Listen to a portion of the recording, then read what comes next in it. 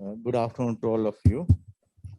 Your Excellency, Trine Jaranli Eskadel, the Ambassador of Norwegian Embassy, Mr. Rolf Paye, Executive Secretary, BRS Secretariat, and other members of BRS Secretariat, Mr. Disanayake, Additional Secretary to the Ministry of Environment, Dr. Karunaratne, Dr. Amila Abenayake from universities, and the other distinguished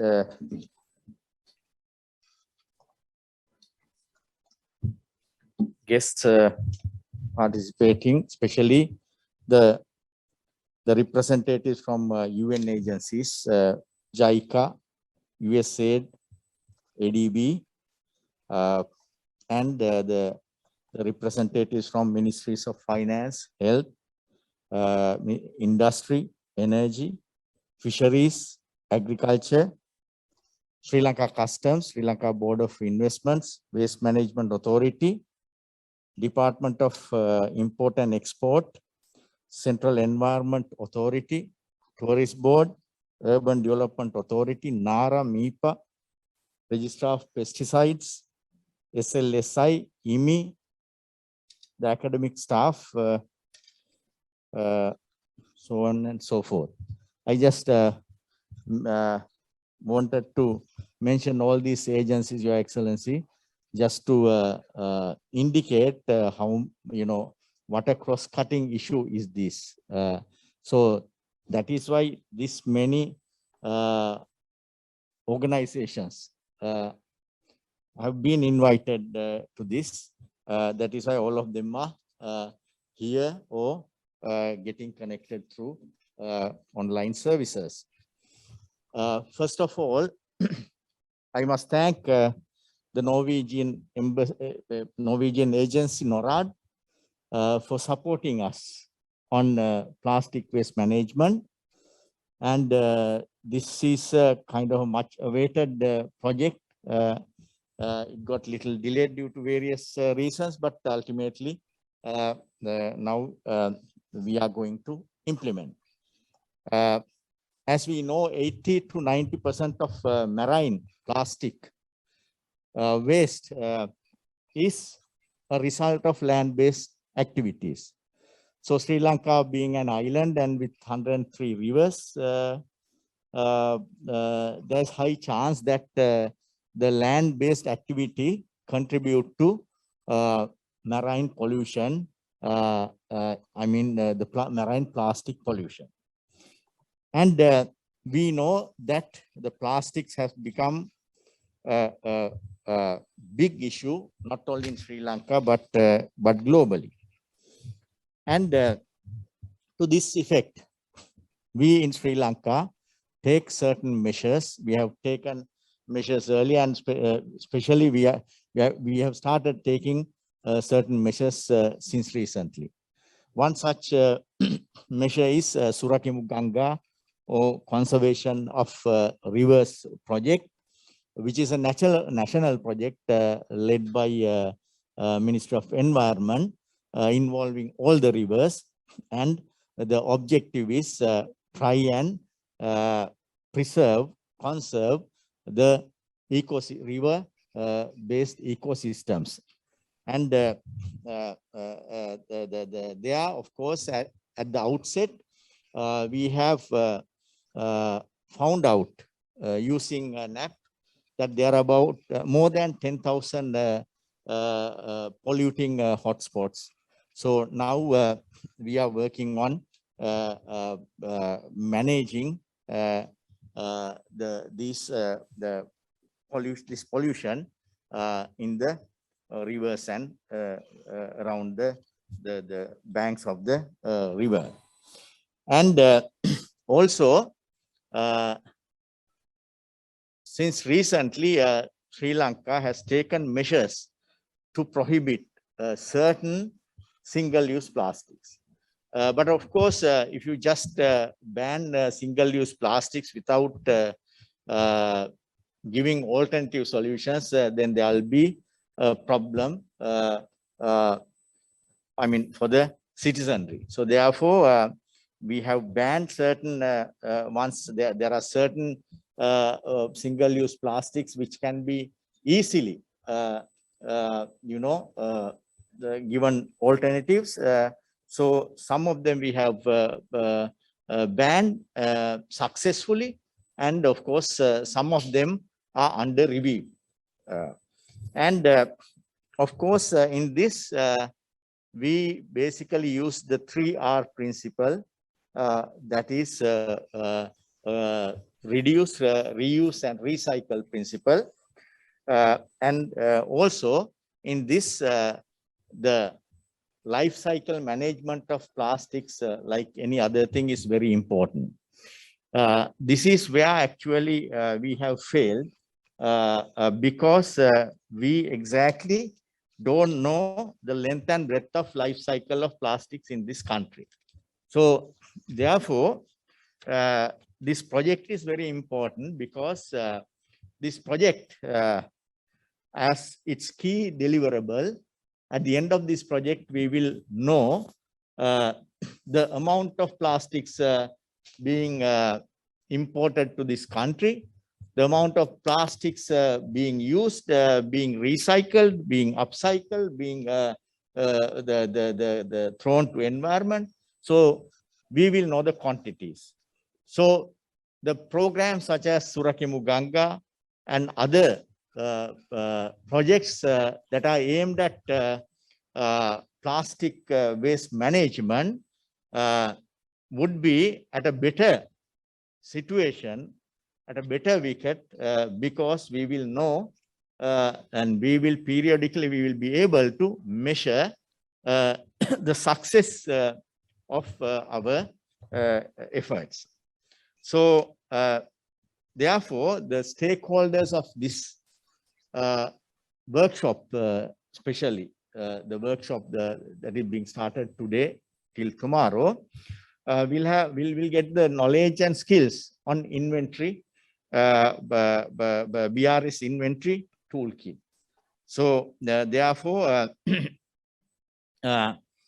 so over a period of 1 year, we will have a system, we will have a database involving all these stakeholders on this the plastic life cycle management. So now our strategies, our activities are basically based on 2 documents. One is 21 to 2030 plastic management action plan, and also we have almost done, and the document is under print, that is the National Environment Action Plan till 2030. So based on these documents, I think once this project is over, I think these findings and the system that will be set up will be very much useful for the rest of the period for us to manage the plastic. So therefore, I welcome Your Excellency and all of you to this workshop, and once again I thank you. Thank you. Thank you, sir. Next, I warmly invite Her Excellence Trine Joranli Eskadal, the Ambassador, Norwegian Embassy, to do the opening remarks of the workshop. Dear Dr. Jaisinge, Secretary for the Ministry of Environment, and dear Additional Secretary and panelists, and of course, dear Mr. Payet, your Executive Secretariat of the BRS Secretariat, and our guests following the event virtually, dear representatives of the various stakeholders here today from ministries and agencies. I understand there is a big number of stakeholders, and also the BRS Secretariat, and ladies and gentlemen. First of all, I would very much like to thank you for inviting me to be here today. It is a great pleasure to be here on this, what I consider an extremely important event to talk about the issue of plastic waste. It's an important thing to have on the agenda. And I think I can say that Norway, through our Norwegian Agency for Development Cooperation, NORAD, we put a great emphasis on ensuring that we all have a clean environment. I think one of the greatest obstacles that we are facing in this work today is the threat posed by plastic waste overall. Plastic waste does not only spoil the environment on land, it can, and it also does spoil the environment in the oceans because it ends up in oceans, as you rightly pointed, Secretary, at the beginning of your talk. And this waste in ocean threatens our marine life. And I think that a very good example, and this is very clearly proven last year when we had the horrible disaster with the Express Pearl just off the coast of Colombo. As we know today, microplastics cause a huge threat to both marine life and life on land. Animals and fish consume plastic. It is proven that plastic in animal suffer, not only the animals will suffer, but the waste is being placed in the wrong places so the animals cannot avoid it. I guess you have all seen the pictures of fish and whales with plastic in their stomach, or sea turtles or birds being choked and strangled by plastic. We believe that this has to stop. And that is exactly why Norway today is giving such a high priority to supporting programs like this one that aim at minimizing the harm of plastics and the harm it does to our oceans and to our lands. And in Sri Lanka, already 50% of the waste produced is dumped in landfill, and only 20% of the plastic waste is recycled. So the potential for doing something in this sector is enormous. And this is something that we want to do something about by supporting Sri Lanka in this program. And through this program, and we are very happy, I must underline that Sri Lanka now is taking part in it. The aim is threefold. Number one is to reduce the generation of plastic waste, which you also mentioned in your opening talk about the life cycle of plastic. We also want, second, to ensure that the waste produced is managed in a proper way and does not end up on landfills or illegal places. And then number three, we wanted to control the movements of plastic waste across borders. And on this last point, the control of waste across borders, I think, and I know that Sri Lanka already has come a long way. We saw recently the last portion of containers with bio-waste being returned to the UK after they had been shipped to Sri Lanka in 2019. And we've also in a similar manner seen the return of imported agricultural waste, and where you made active use of the existing conventions such as the Basel Convention to return the containers to the sender. And we believe that taking such actions are extremely important.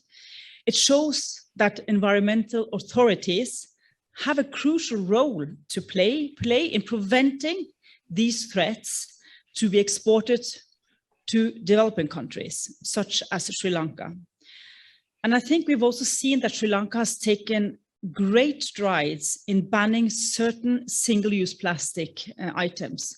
We think that this is a decisive step and it's a very strong signal, and that we do really hope that you will continue with the future further efforts in this area. Minimizing the use of single plastic, I believe, in our everyday life is an essential step to live a plastic-free life and have a plastic-free world, which I think we all can agree on is very good. So let me end by saying that I'm very glad by seeing so many different representatives and stakeholders present here today, both in person and online. I think being present like this sends a very strong message. And I'm convinced that this workshop will prove useful. And I also hope that it will help you to take the steps to work together even better in order to tackle what I believe is one of our biggest challenges ahead. Thank you. Thank you so much. Now, Mr. Rolf Baird, the Executive Secretary, BRS Secretariat, will do opening remarks. It's over to you, Mr. Rolf Baird. Thank you very much, Madam Moderator. Honorable Dr. Jasinge, Secretary of the Ministry of Environment, Your Excellency Trine Joranli Eskedal, Ambassador of Norway, distinguished participants, ladies and gentlemen, it would have been great to have been here with you in Sri Lanka, but unfortunately, this is not possible as I only got back to Geneva following the successful UNIA in Nairobi. So on behalf of the Secretariat of the Basel, Rotterdam, and Seoul Conventions, please allow me to express my sincere appreciation to the government of Sri Lanka for hosting this very important workshop and for giving me the opportunity to provide these few opening remarks. It is indeed a privilege to be able to support the Ministry of Environment of Sri Lanka in addressing plastic pollution throughout the life cycle of plastics by strengthening the implementation of the Basel and Stockholm Convention. I would also like to express our appreciation to the Norwegian Agency for Development Cooperation for the generous financial contributions that have made this project possible. We indeed today gather at a very historic moment. Just a week ago, the United Nations Environment Assembly adopted unanimously and with so much emotion a resolution initiating a process to develop the internationally legally binding instrument on plastic pollution. I have to share with you that the emotion in the hall was very intense, and it just showed you how we can together address this global plastic problem. As noted in the resolution, the high and rapidly increasing levels of plastic pollution represent a serious environmental problem at a global scale, negatively impacting the environmental, social, and economic dimensions of sustainable development. As the international community prepares to embark in the negotiation process to develop an internationally legally binding instrument, it is crucial that we continue to make full use of the existing instruments at our disposal, including that of the Basel, Rotterdam, and Stockholm Conventions. And in fact, I was asked by member states in UNIA, what's going to happen now? And my response was, the BRS Secretariat is continuing full speed with its program for the implementation of the decisions of the Conference of the Parties with regard to plastics. So we're not stopping, we'll continue with our support and our engagement, both with countries, but also with the development of this internationally legally binding instrument. Indeed, in 2019, the Conference of the Parties to the Basel Convention on the Control of Transboundary Movements of Hazardous Waste and their Disposal adopted the landmark plastic waste amendments, thus becoming the first legally binding instrument to address plastic waste. In addition to ensuring the transboundary movement of plastics waste are more transparent and better regulated, the parties also must take steps to ensure the environmentally sound management as well as to reduce the generation of plastic waste at a minimum. Furthermore, when considering the health risks of plastic pollution, it is crucial to pay particular attention to the additives and other chemicals that are added to polymers and is used in the manufacture of plastics and plastic products. Hazardous constituents of plastics can be minimized and managed in an environmentally sound manner, with governments and the private sector cooperating closely. recognizing the need to strengthen the capacities of parties and provide the needed technical assistance to implement the plastic waste amendments and thus achieve its objectives. In 2018, with the financial support of NORAD, or the Norwegian Agency for Development Cooperation, and with additional funding provided by the government of Netherlands, we launched the project entitled Marine Litter and Microplastics, promoting the environmentally sound management of plastic waste and achieving the prevention and minimization of the generation of plastic waste. Significant work has already been undertaken at the global level, as well as at the national level in Ghana. And today we are particularly pleased to launch the project activities in Sri Lanka, a country that faces significant challenges in addressing plastic waste. The project takes a very holistic approach and will allow Sri Lanka to reduce the generation of plastic waste, to promote the environmentally sound management of plastic waste, and to control the management, the transboundary movements of plastic waste. It includes diverse activities at various levels, such as adjustments to the national legal and institutional frameworks, the development of national plastics waste inventory, training of customs authorities, and pilots to tackle plastic waste in key sectors, such as packaging and fisheries. Indeed, this is historical for me because it's the first time that we will be addressing strengthening of national capacity and putting in place measures that would indeed be a code in the new international treaty on plastics, thus making Sri Lanka and other countries that we will work through ready once the international treaty is negotiated to actually have moved ahead years in its implementation. And this for me is really great news because we are really starting to address the issue before actually we finalize such an international treaty. I am confident, therefore, by joining forces and engaging stakeholders from all sectors, that we can make a significant contribution towards ending plastic pollution in Sri Lanka and globally, and of course, be able to share those lessons across the regions, not only in Southeast Asia, but also in other small island countries. With these few words, Excellencies, ladies and gentlemen, I wish you a fruitful Inception Workshop and looking forward to the outcomes of the project. Thank you very much for your attention and have a great day. Okay, now I hand over to moderate the workshop to Dr. Prema Kumara Jagat.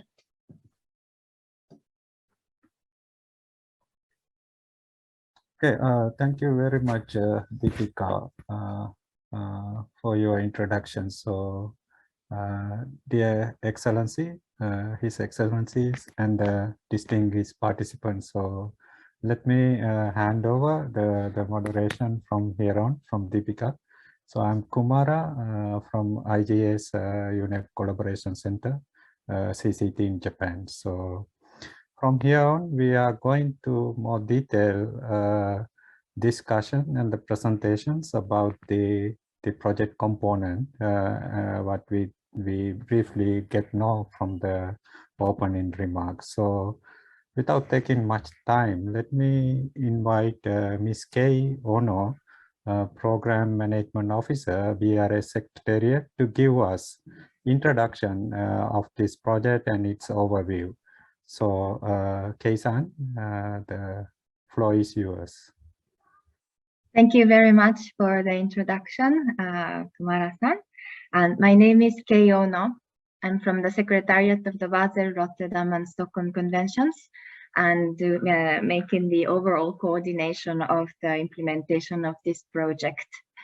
And this is my pleasure to be able to give a presentation to introduce you to the who we are and what these projects are about, and how it is important in your country. So as you have seen, our secretariat for the three conventions, Basel Convention, Rotterdam Convention, and the Stockholm Conventions. And those are three of the major global agreements for sound management of chemicals and waste. The Basel Convention is about the waste management. It has the 3 pillars of the controlling transboundary movements and enhancing the environmentally sound management and promoting the prevention and minimization of the generation of plastic waste. We have 189 parties to this convention. Another very relevant convention to addressing plastic pollution is the Stockholm Convention on Persistent Organic Pollutants. As you have heard, that plastics may contain hazardous constituents as plastic additives or be used in manufacture, and some of them are persistent organic pollutants listed under the Stockholm Convention. And the convention works for upstream, it controls production, use, import and export of those hazardous chemicals, and it also manages the unintentional releases and the waste that contains persistent organic pollutants.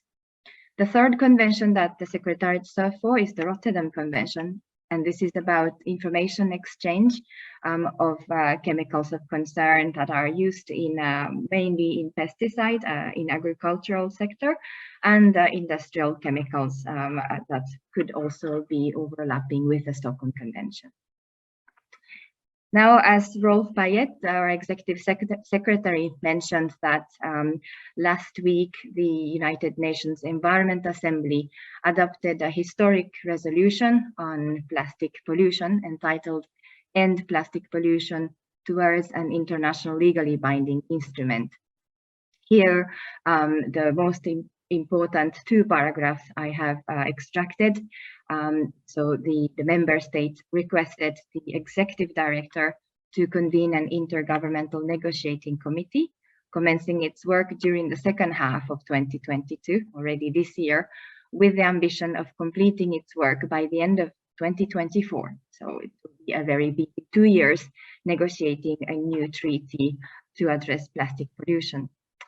Also, that the resolution provides the important provisions that could be included in addressing plastic pollution, including in the marine environment, which could include both binding and voluntary approaches.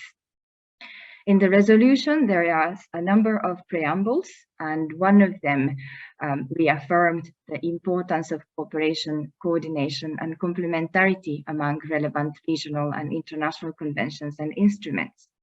And there are a list of those such existing mechanisms and instruments that have, as I highlighted here, including Basel Convention and the Stockholm Convention. So with this, I have made few slides to again highlight how the Basel Convention works to protect human health and environment from adverse effects from waste. The Basel Convention's principle, proximity and self-sufficiency, and this is as Ambassador Esquedal mentioned, that the waste that is not managed in an environmentally sound manner in a country that needs to be addressed. So waste must be disposed of as closely as possible to their place of generation and minimize the transboundary movements of hazardous waste and other waste. So if the country receiving waste does not have the capacity to manage that waste in an environmentally sound manner, that is not in accordance with the PIC procedure under the Basel Convention. Rolf Payet also mentioned the plastic waste amendments adopted in 2019. So with this amendment to annexes 2, 8, and 9 to the Basel Convention, the plastic waste that are covered under the convention was clarified. The amendments clarify that all plastic waste, including mixtures, are subject to prior informed consent procedure, which means that the receiving countries need to have environmentally sound management capacity and the agreement to receive such waste. The exceptions are the clean plastic waste that are ready for recycling, and those are listed in Annex 9 to the Convention. The Annex 8 also clarifies that plastic waste containing hazardous constituents are considered as hazardous plastic waste. As you can see here in my slide, those could include e-waste that has, for example, hazardous chemicals like flame retardants, or mercury or other substances that are of harmful characteristics, or the plastic containers of pesticides that could also be hazardous characteristics as listed in Annex 3 to the Convention. So with the plastic additives, we have here fact sheet that have developed for awareness raising purposes, and this slide that I have in front of you shows how so many substances that are used as plastic additives or contained in plastics as contaminants or byproducts are listed under the Stockholm Convention as persistent organic pollutants.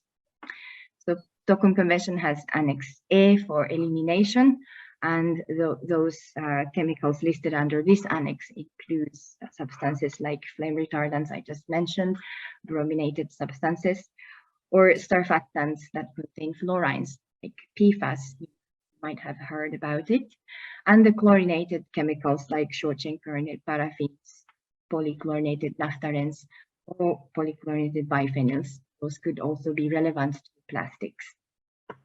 And the convention also has mechanism to review and add new substances, and some of them are also used as plastic additives. In order to support countries addressing plastic pollution and implement the plastic waste amendments in particular, as you have heard that we are implementing technical assistance activities in countries, thanks to the financial support for many countries. And in this particular project that we are to implement in Lanka, funded by NORAD, and it has the main components listed in this slide. The first component is as I mentioned, that the Basel Convention's central piece is to control transboundary movements of hazardous waste and other wastes, now that plastic waste are covered under as per the Plastic Waste Amendment. The second pillar is the environmentally sound management. It's to improve the management of plastic waste.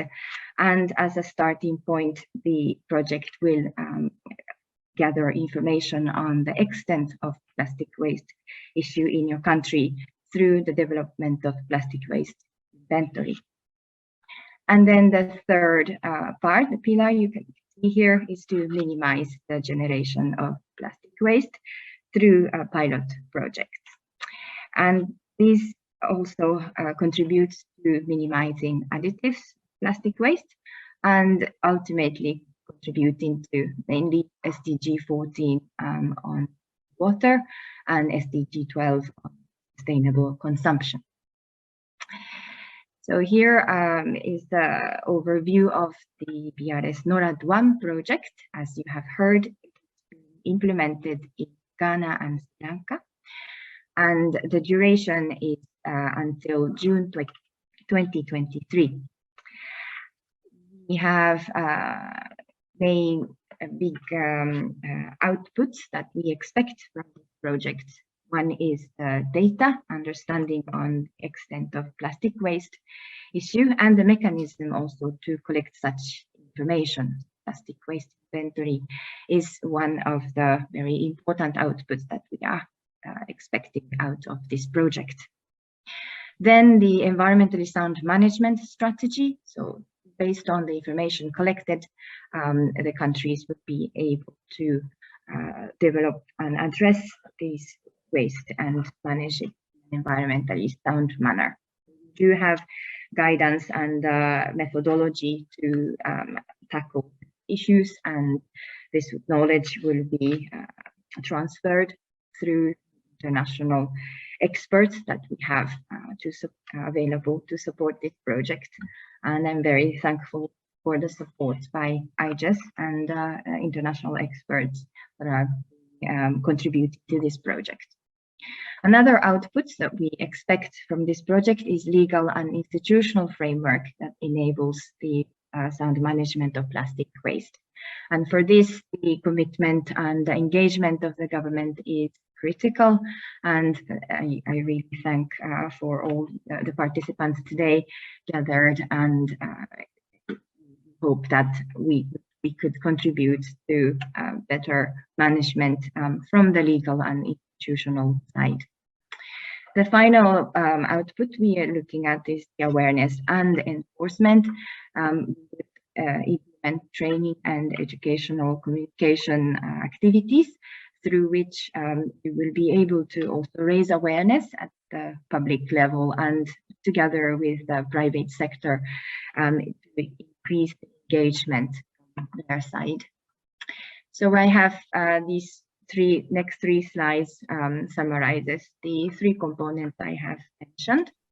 Component 1 on transboundary movement of plastic waste, where the project will review the regulatory policy and institutional framework for transboundary movement and develop recommendations to implement the plastic waste amendments. The training will be delivered, targeting enforcement and authorities of the control of transboundary movement. And then in component 2, that relates to environmentally sound management of plastic waste. As I mentioned, as a first step will be development of national plastic waste inventory, and also to review the regulatory policy and institutional framework for ESM. And based on this information, recommendations to implement ESM of plastic waste will be developed and hopefully endorsed by the government. Training of relevant authorities and informal sector on ESM will also be delivered. The third component that relates to tackling sources, minimizing the generation of plastic waste, the stakeholders mapped out, key stakeholders will be identified and engaged, so that strategies to implement pilot testing to minimize plastic waste generation will be developed for the targeting sectors. The sectors we are targeting are packaging sector, fishing sector, and the sectors that involves generation of microplastics.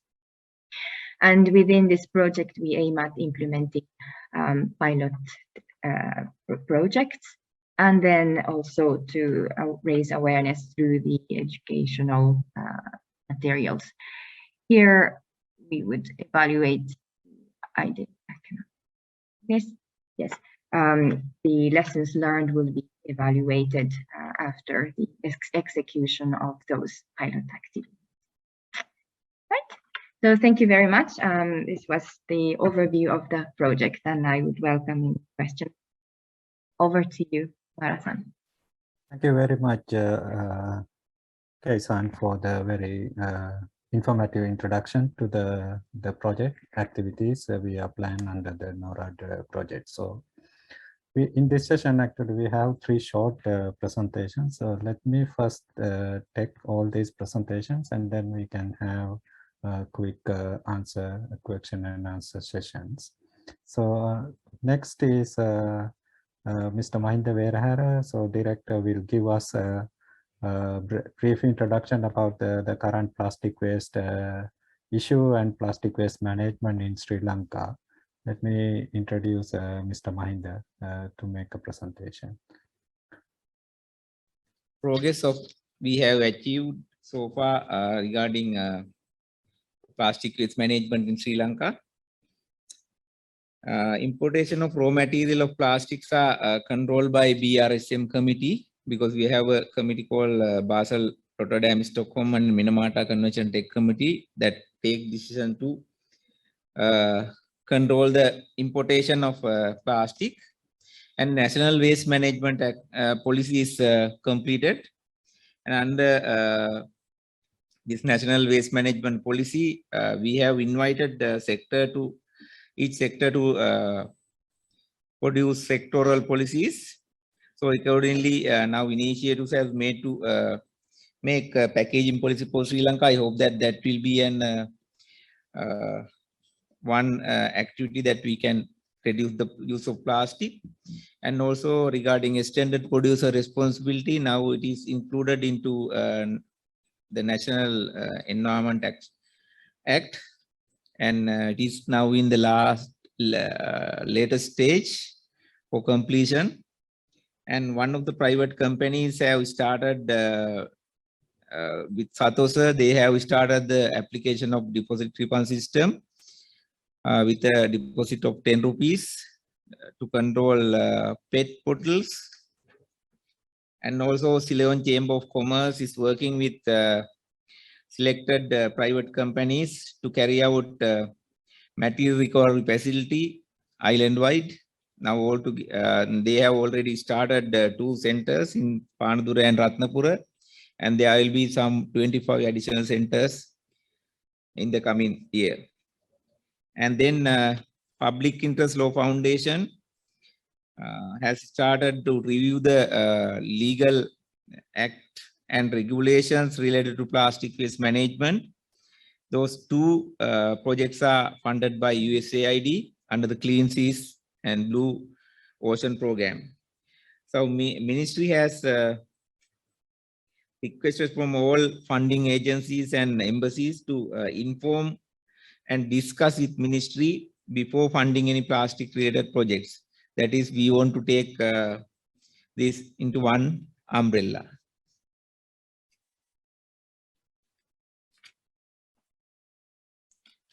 Now, I think I'm in the 3rd slide, the present situation. There are many plastic related projects implemented in Sri Lanka. However, information on these projects are not fully available. That is one of the challenges we are facing today.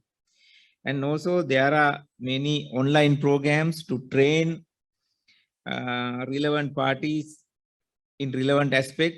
I mean, to be honest, I think Sarojini and one of our staff members are well aware that we have to attend sometimes in 2 programs in one time. It is tremendous. I mean, so many programs, and we don't have time to participate. I don't know. This must have to change, I think, because it's to me it's a kind of waste of time actually. And then capacity building on normal sound management of single-use plastic and this waste in Asia, and marine litter and microplastic promoting the environmentally sound management of plastic waste and achieving the prevention. This program, I mean, I just want, in short, I want to mention that there are 2 projects we are implementing. One is in single-use plastic, which will be coordinated by Dr. Rantika, and this one marine plastic project, we name it as NORAD 1, is to be implemented by Dr. Anuruddha. So Ministry of Environment has initiated a project on recycling of used agrochemical containers with financial assistance initially from WHO. Since the WHO project has completed because of the time constraint and also due to COVID-19 pandemic, we this year allocated 14.5 million rupees to establish some collection centers at agrarian service centers in Anuradhapura, Polonnaruwa, Kurunegala, Putlam, Trinco, Ampara, and Batticaloa, major paddy producing district. And this project is implemented according to the cabinet decision, where we try to declare 2 seasons. There are 2 seasons in Sri Lanka, Yala and Maha. In each season, we are trying to declare a time period for farmers to hand over their plastic waste. And we are working with the national awareness campaign. And we have already developed with Central Environmental Authority all the required awareness material for this program. Regarding data availability, I think number of number and amount of plastic related materials and product can also be collected from customs. And some data is with researchers and organizations. However, there is no proper mechanism of the collection of this data. That is the challenge we face. I think we have to find out some ways of means of collecting these data. And data collected through project completed by various parties have to be collected. I heard that UMI has done this kind of study. We want to invite, we have invited, in fact, a representative from UMI, but I think we have to get, since the member has not attended, we have to get necessary step to link with them and get this information. And main users of plastic recyclers and plastic collectors are available in this should be CEA website, and I mean website of the Central Environmental Authority, and also the website belongs to Waste Management Supporting Center. Thank you very much.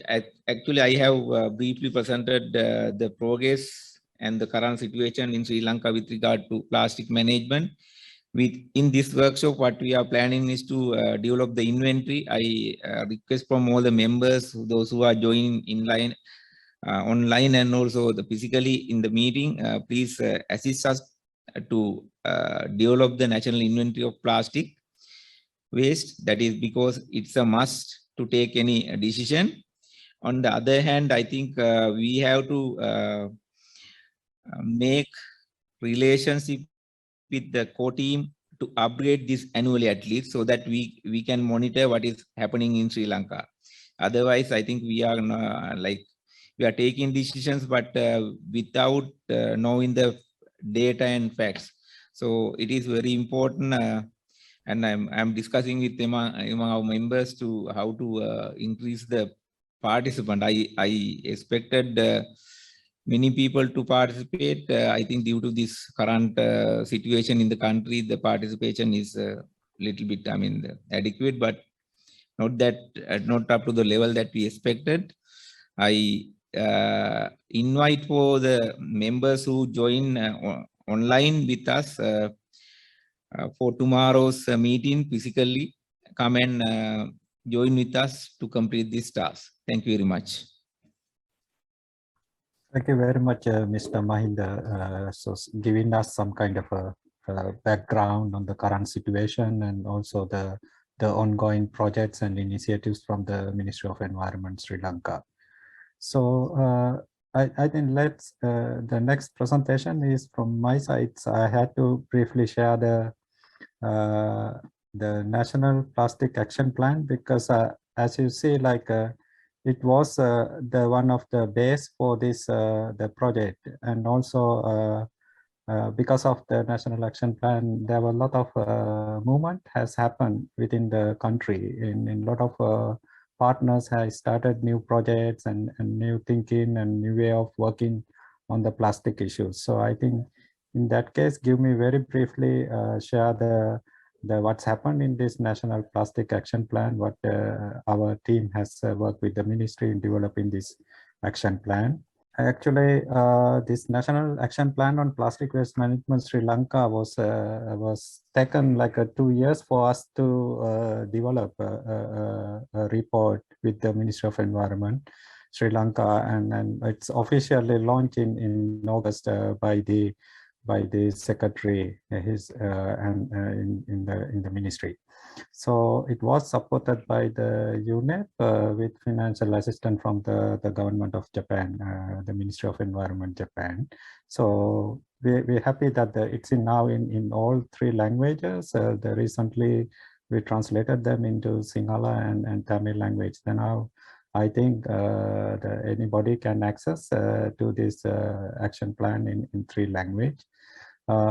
What actually, as discussed in many presentations in the opening remarks, so this National Action Plans give the views to address this plastic issue from national to global level. So we found that it's consider the vision of the government of Sri Lanka to make this action plan. It's more comprehensive with the national policy framework, and also it covers a lot of the past and the ongoing policies has developed by the Ministry of Environment related to the plastic waste, pollution, environment, and other waste and chemicals. So, and also it is related with the a lot of regulations, and the act have already stabilized and then going to take in by the ministry, especially with this banning of the single-use plastic in the country.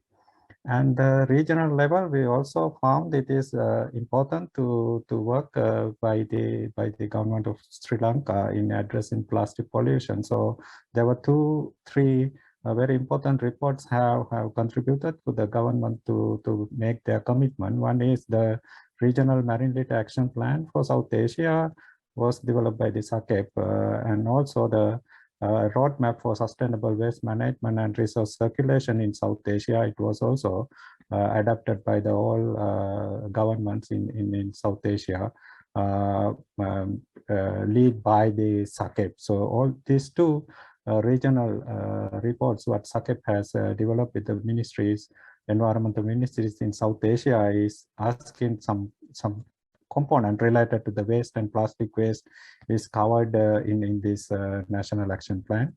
And also it is in part of the Hanoi 3R declaration on the, this is part of the Ministry of Environment Japan, and also the Sri Lanka also a member of this 3R forum, and they were involved in the discussion of these plastic issues in the Hanoi declarations. And also the globally, like Keisan recently, the Keisan has already mentioned, so UNEA is now discussed its mandatory address the plastic issue. So that is very good in line with this national action plan, how it's can already take actions to this situation. And also the Basel Convention and the United Nations Convention on the Laws of Seas. So because the SACEP regional seas program, also part of in South Asia, is the Ministry of Environment. Sri Lanka is part of that, and this plastic action plan is handling with these global and regional and the national issues. And also we found when we develop in this action plan, there is the important issue today also, data. So we found there was some data misinterpretation and the reputation of the data. So we put one very important ones, because this study actually mentions Sri Lanka is the 5th top country ranked by the mass of mismanaged plastic waste in unit of million of metric tons per year. So there are a lot of argument in this this study, and also especially for the Sri Lankan chapter. So we want to look at whether our action plan how address these issues, because this data is, because of lack of data, their reputation is interpretation data is something very wrong. So as you can see, they make Sri Lanka is the wrong calculations. But in our calculations with the data from the Ministry of Environment, Sri Lanka, and other the government institutions, and we try to understand the plastic waste management flow for Sri Lanka. What we found in this study is one is we not agree with that the highly rated study showing Sri Lanka in the 5th place, because their mass balance of the plastic waste generation is not correct. That's what we found. But we agree with them, because one thing is like most of plastic waste generated in the country are mismanaged. So we found that as the earlier also discussed, only very limited, like less than 30% is properly collected, and then before more than 20% is the properly recycled. Others are in the disposal or mismanaged. And we also further understand a larger portion of plastic waste mismanaged is open burning. It's like an open burning happening. So it was not in the further like early studies, but it was give more importance of handling the plastic waste, not only the marine litter, but also its pollution of the burning of the plastic waste due to the lack of waste collection especially in the rural areas. And based on that, the lot of consultative process, the action plan was made by the Ministry of Environment, and we have supported for that process with the other partners in Sri Lanka. So it was very consultative with a lot of stakeholder meetings, and then finally after a couple of years, the action plan has developed. It's addressed the plastic waste in circular life cycle process and also 16 goals and 65 actions. I think most of you have already read it already and used for your work. So it's really interesting to see how it's using now by many of the partners in the Sri Lanka and also the foreign activities. So one couple of the goals in this action plan is the giving some kind of introduction to the work of this NORAD project. So one is the inventory data and sustainable waste management, plastic waste management, awareness raising, and all these are part of this national action plan.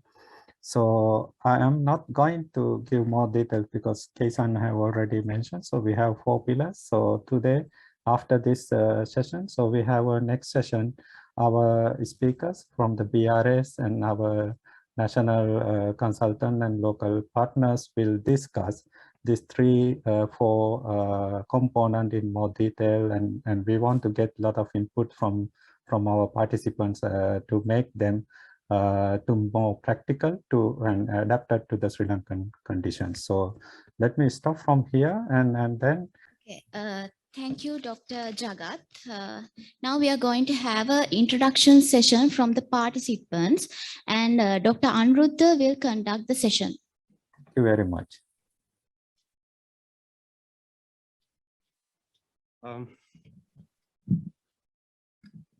Good afternoon to you all. Thank you, Dr. Kumar. Sorry, I just discussed with Mr. Verahara and make a little change the consent from Dr. Amila as well. So since we have a lot of participants in the venue as well as online, we thought it would be better if we introduce, if you all introduce yourself, because the purpose of this 2 days workshop is to get your collaboration, not just kind of a participation, but your active collaborations. So there are very important key stakeholders from the government sectors, or government affiliated organizations, as well as private sector. Very, very important, and maybe for the very first time, a lot of industries, major industries in the country are joining with us. So we welcome you all, and we would like to get your feedback, as well as it would be very much appreciated if you introduce yourself as Switch. I'm Janaka Vijayasekara, representing Sicily Hanaro Inca Private Limited. I am Marin Rodrigo, I represent the Import and Export Department. I am Nisanda Dharmasiri from Central Environmental Authority.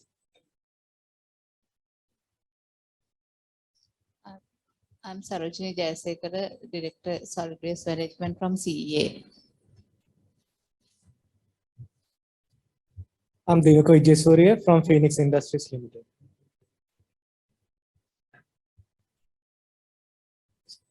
I am Ajit Kandage, representing the Sri Lanka Standard Institution.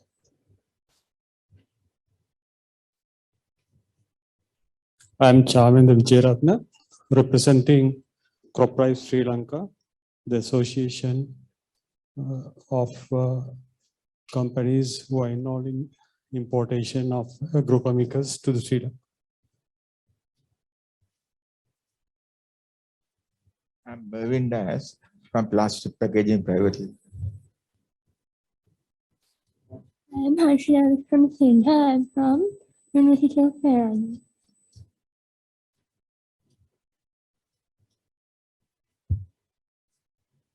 I am Madhavan from Industrial Services Bureau of Northwestern Provincial Council. I am Vasandhara Ansari from CBL Foods Private Limited. Good afternoon. I'm Dr. Inoka Suravira, Consultant Community Physician from the Environmental and Occupational Health Directorate of the Ministry of Health. Thank you very much. I'm Situl Kumar Siri from Helpo Eco Limited. I'm Chatra Velavitia from Helpo NGO Sri Lanka.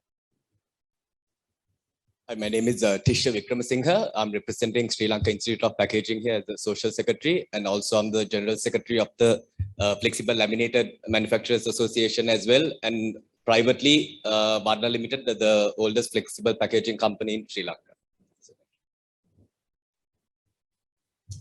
Hi, and good evening. I'm Dr. Andika Jayasinghe. I'm from the Faculty of Technology, University of Sri Jayawardhanapura. I'm Suchiba Fernando, Assistant Director, Ministry of Environment. I'm Jeevanti Ranasinghe, Assistant Director, Ministry of Environment.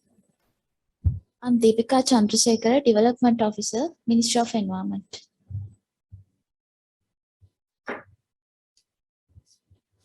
Good afternoon, I'm Tharmalingam Sanakma from Royal Norwegian Embassy.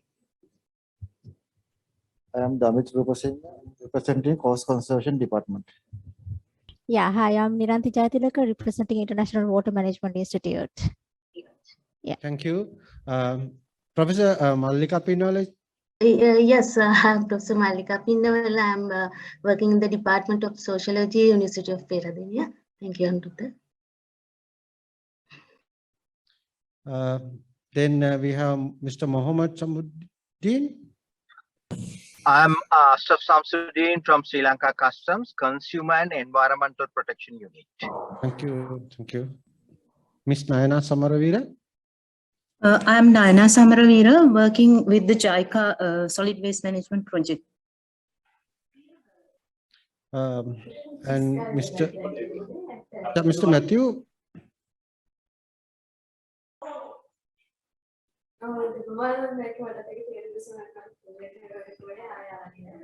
Ms. Piankari, we couldn't hear you clearly. Could you please repeat again? Yes, I'm Priyankari Alexander, working for South Asia Cooperative Environment Program.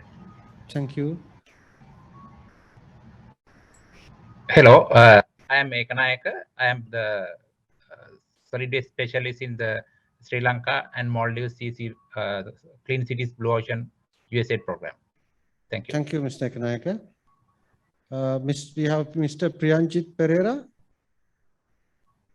Hi, my name is Priyanjit Pereira. I'm working as Head of Process Development in Phoenix Plastic Limited.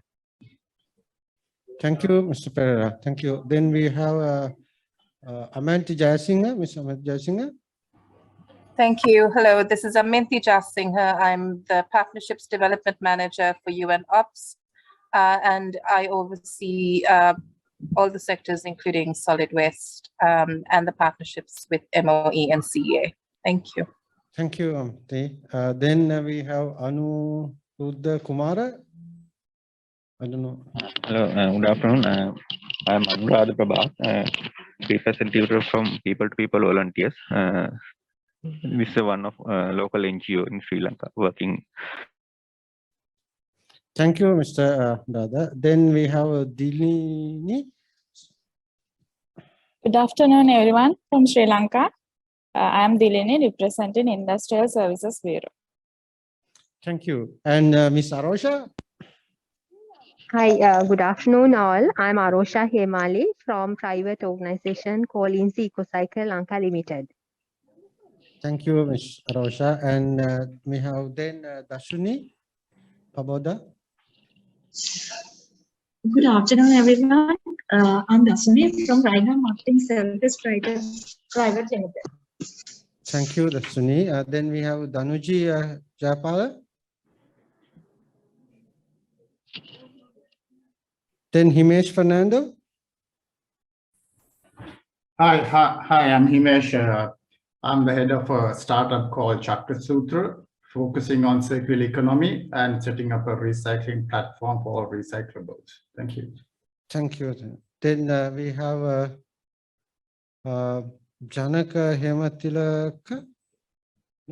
Janaka Hematilaka. Janaka. Anyone from Janaka Action? Can you go to the next page?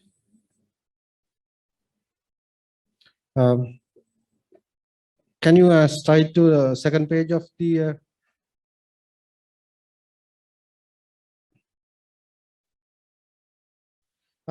yeah, others also, please, you can go ahead and introduce yourself because it's a bit difficult to read your names from here. We have Nilanka Kaushal, Nathan Madhushan, and yeah, a few more others. Please go ahead and introduce yourself very quickly. Hi, good afternoon all. I'm Nadun Malavatage. I'm representing Sanagu Life Science Limited. Thank you. Thank you. Hi, I'm Anna Kim. I'm Partnership Specialist also from UNOPS, Sri Lanka. Thank you, Anna. Hi, I'm Sivakumaran from UNOPS, Sri Lanka. Thank you, Sivakumaran. Then Surani. I'm Sarini Jayawardena. I work as Grants and Partnerships Manager at the MAS Foundation for Change, and one of our key areas of work will be in ocean plastic pollution prevention. Thank you, Mr. Rani. And Renuka Munasingha.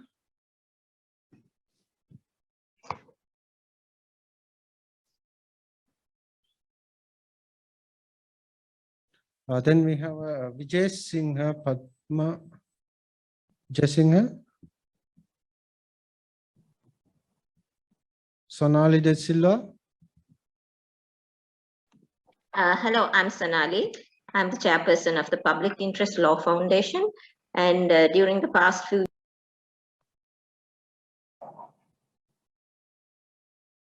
you are muted, Sonali. Sorry, we could hear you.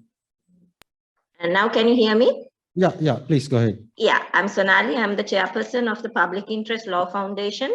And during the past few years, we have already done a study on the legal framework on marine plastic waste in Sri Lanka under the USAID MWRP project. Thank you, Sonali. And Uvini Atukorala. Hello, everyone. Good afternoon. I'm Uvini Atukorala, representing MAS Capital Private Limited. Then we have Yomali, maybe Mr. Yomali, if I'm correct. Not Yomali.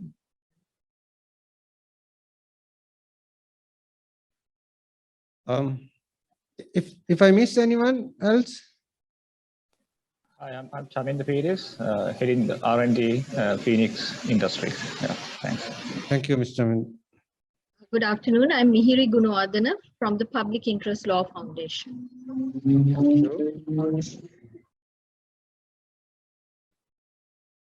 I think all of that we cover all of them except the speakers. Speakers will introduce themselves. Then I cordially invite Dr. Premakumara to continue the moderation of the second technical session. Dr. Kumara, over to you, sir. Dr. Anushka, I feel we can give one or two clarification if they have to the case on or Mahinda's presentation. You can request for clarifications. We will assist from this end, Dr. Kumara, even from online participants, because some of the key participants are joining online. So this invitation is open for the physical gathering as well as for the online participant. If you have any question, any query on this, before we move into the second session, you can raise, or else you can wait till the end of second session. Then we will basically finish the technical explanation of this project work, where you can raise your questions, and also you can come up with very constructive ideas to get a good outcome out of this very tired effort. So then let me go to the next session. I think this is very important session. So we have a lot of speakers from VRS and our local team to share more detail on the project activities and then discuss more on to get your opinion on to frame the project activities in next 1 year, 1.5 years in Sri Lanka. So first one is I would like to invite Ms.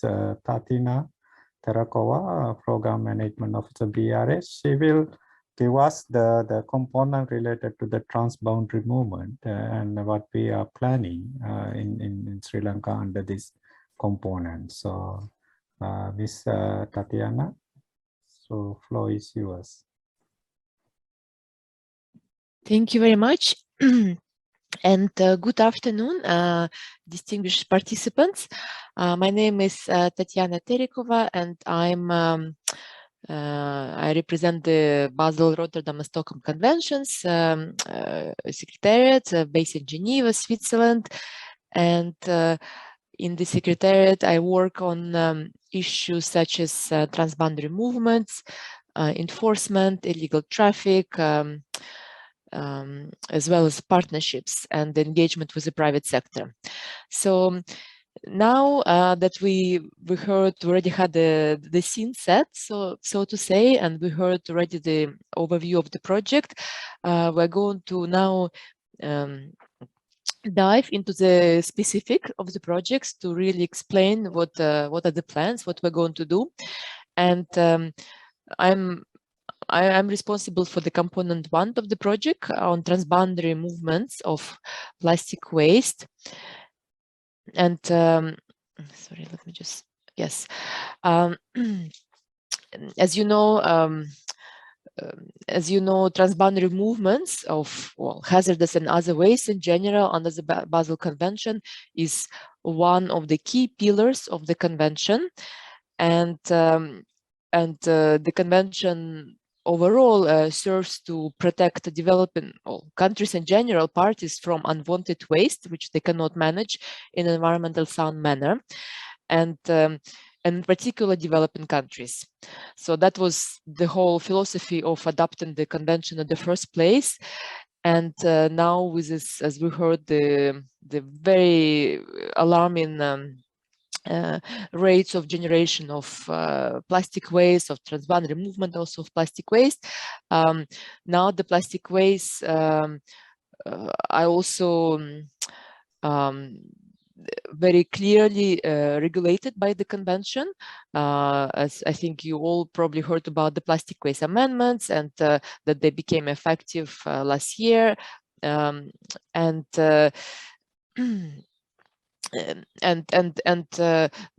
the heart of the transboundary movement, there is a PIC procedure, the prior informed consent procedure, which allows parties involved or concerned, countries import, export, and transit to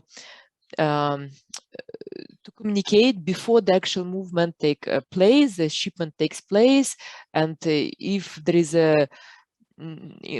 no consent from the country of import or transit, for example, then the movement cannot take place. So this, let's say, control regime, this mechanism serves to facilitate shipments which are done in line with the rules of the Basel Convention, but also to prevent and to combat illegal traffic, which and illegal traffic under the Basel Convention can happen if these rules are not followed, are not respected, and in fact it's a criminal offense according to the convention.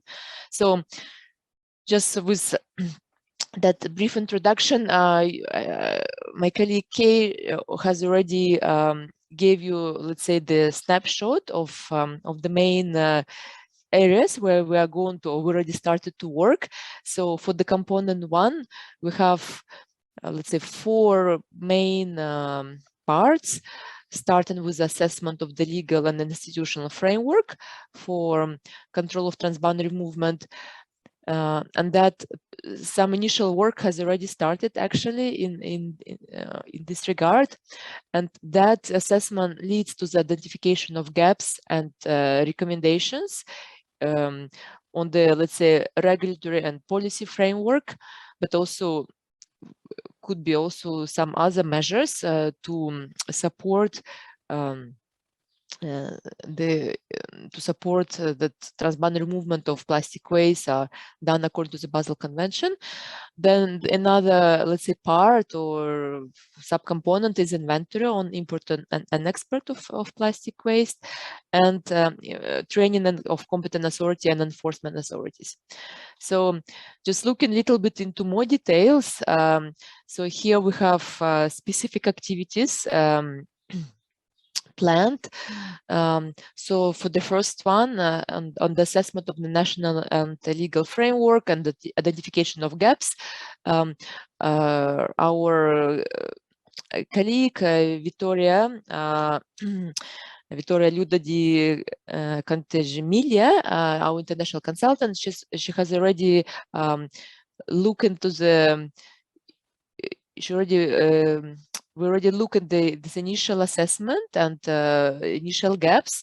So, and then she will say a few words in few moments about that. But also just wanted to highlight that given that there is quite rapid developments taking place in Sri Lanka, given various projects and activities on plastic waste, and one important one which we just heard about, it's a national action and plastic management action plan. We wanted to make sure that whatever was developed in the action plan we could build on, and we did look at the goals and activities highlighted or identified in this action plan, and the plan is to see how we can actually integrate, or how our activities can support also the activities that identify in this action plan. And here, for example, on the very right column, you can see how we basically link those two, the plans and the activities already identified, and how we can link those two together. For example, there is one activity which I think is an important one about designing a system to track and monitor plastic waste flows, import-export basically, and regularization of the data collection. So. And so that will be really will be keeping in mind about this important gap and an action. Now, based on the assessment, initial and gaps, initial draft recommendations, well, they already were prepared, but we're not going to be sharing yet with you today, only the gaps. And there also just keeping in mind the activities in GAP, in NAP. Here we also keep in mind that plastic waste management needs to be fully integrated into the current legislation, such as acts and regulations and bylaws of local governments. Now, if you look at the third activity, 113, recommendations to clarify the roles of the agencies. So that is specifically side related to institutional strengthening. And there, again, we'll be providing the recommendations how to strengthen the institutional settings for the effective management and addressing of plastic waste in Sri Lanka. And here we took note of the NAP's goal and activities about the formation of the National Steering Committee and establishment of the National Coordination Mechanism to coordinate efficient use of funds and so on. And we do also recognize there is also some other actors involved in this activity, including JICA, NIGs, and UNEP. So Yes, so that was on the assessment of the legal and institutional aspects of plastic waste in Sri Lanka. Now on the part related to the transboundary movement itself, the basically trade issues, although in the Basel Convention we are using the terminology transboundary movement because the principle of the convention is actually minimization of generation of plastic waste and minimization also of transboundary movement. So that's why this terminology specifically is being used. So here we're talking about inventory of import-export. So the plan is to prepare this inventory of plastic waste, and I think I already noted earlier comments that you do have custom data, and that's great, of course. Just maybe it's important to note here that currently the as we know, plastic custom data is based on the existing HS codes, right? And the existing HS codes perhaps are not fully not harmonized or not exactly set up in the same way as the plastic waste amendment under the Basel Convention. So if you look at the plastic waste for the H codes for plastic waste, it's not possible to know whether the plastic waste which been imported, exported is hazardous or non-hazardous or mixed, which is according to the Annex 2 under the Basel Convention, so-called other waste, and which one actually require big procedure and which type of plastic waste don't. So that data, data will not allow you to understand this granularities. So that's why we will be looking into the more details when developing the inventory. Now, if you look at the activity 1.3.1, we do have a report on the potential effects or impacts of the plastic waste amendments, and we already have a draft which includes the impacts on the global level on various actors, public sector, but also private sector, and we already have been collecting some data or some impact from the second country we are working with in Ghana. And here there will be an opportunity also to include input from Sri Lanka. What are the, let's say, what is the impact of the plastic waste amendment specifically in Sri Lanka? Now we'll also be preparing the draft recommendations about implementation of plastic waste amendment, of course, with a consultation with the government. And there are various actions potentially will be, of course, we have to make sure that the legislation is updated, and already mentioned HS codes, and I think the National Implementation Plan already picked up on that there is a need to perhaps establish national subheadings for plastic waste and goods. Also, we took a note of the activity under the NAP about phasing out or restriction of import, production and use of plastic raw materials and products. And also review and implementation of the existing quality standards. So all of this will be factored in when we'll be looking into the draft recommendations for implementation of plastic waste amendments. But of course, they will be very closely related to the earlier, to the recommendation I mentioned earlier about overall the legal and institutional aspects. And then finally, the activity what we have in the plans is trainings for competent authority and law enforcement authorities. So here, well, initially when we planned this project, we planned to have a face-to-face training, and then COVID started, so we had to readjust our plans, and but we so from that point of view, we did actually yeah, we did manage to organize online training, and I hope some of you who are present here have participated in this training, which we organized together with WCO and UNODC in October last year.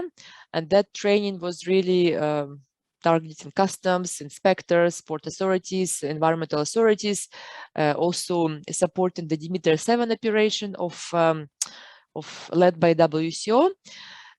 So that was, I think, 4 or 5 days training, quite comprehensive one. And I do hope that those of you who participated found it useful. So, but we still hope that it will be possible to organize a face-to-face training, a follow-up face-to-face training, because the issues we are talking about is quite challenging ones. So there are still, I think, a lot of needs for training. So we will be looking into the providing, organizing the face-to-face training whenever it's possible. In Sri Lanka, perhaps going deeper into the certain aspects related to enforcement of plastic waste amendment and the Basel Convention in general. And so here, I think we already mentioned, you already mentioned about various projects going on in Sri Lanka on plastic waste. And here I just already highlighted the fact that we are very conscious about that, and we will be, to the extent possible, making sure that the activities and actions that identify, for example, in your national action plans will be factored in. Also from our side, just to mention, we do also have, for example, project on single-use plastics implemented by the Basel Convention Regional Center in China. That is a regional project with Cambodia, Myanmar, and Sri Lanka. And we also will be keeping an eye just to make sure that there is no duplication. And then there is another project which I wanted to mention. And again, hopefully we are aware of about that one. So that is a project by WCO, and we contribute to this project, and it's on plastic waste management. And Sri Lanka is one of the countries, project countries. And the first phase of this project actually has been completed just recently with regional plastic waste conference. I think one week ago took place, but there was an announcement there is a plan to have a second phase of this project, widening up to the additional countries, but also there could be further regional activities. So, and we expect also to work with WCO on that. So also on the global level, we try our best to really cooperate also with international organizations to make sure that there is a coordination when it comes to the capacity building activities. And with that, I would like to, with your permission, to pass the floor to Vittoria, our international consultant, Vittoria Luda di Cartemiglia. Sorry, Vittoria, if I mispronounce your last name. No, perfect. And Vittoria will give us highlights about the initial assessment of the legal and institutional framework. Just keep in mind that this is a very it's early days, it's preliminary and very initial assessment, so this is not yet something which is a final, so this is still needs to be consulted with stakeholders and so on. So but we already wanted to share with you some initial highlights from our side. So Vittoria, you have the floor. Thank you very much, Tatiana, and good afternoon to everyone. It's a real pleasure for me to be with you. I'm Vittoria di Cartemiglia. I'm Italian by nationality. I'm a lawyer. I have been working on the issue of illicit trafficking of waste, so on the side of transboundary movements for many years. As a consultant for the Basel Secretariat, I'm also engaged in this NORAD-funded project in Ghana. And also Malawi and Zimbabwe. So it's a pleasure for me to be with you today, and I acknowledge the high-level participation of experts in the room. So Tatiana, if you want to go to the first slide. As mentioned, I delivered the first of a preliminary assessment in July last year. So of course, a lot has occurred in between. I just wish to say that Sri Lanka has a very comprehensive and sound legal framework that is based on the international legal framework. And as you can see from this slide, Sri Lanka is party to many of the multilateral environmental agreements that are touching upon the topics that are at focus in this project. And in particular, of course, the Basel Convention, Rotterdam and Stockholm Convention, but also recently the Minamata Convention, and definitely the Montreal Protocol, and so on. And I also wish to underline the Hanoi 3R declaration that has a target for this period as well. But let's look at the national legal framework in the next slide, please. So we're not going to go over all, and it's written very small, unfortunately, because there is a lot already in place in your country. And we try to go, and starting from the Constitution that already embedded 2 articles underlining the importance of granting a safe environment.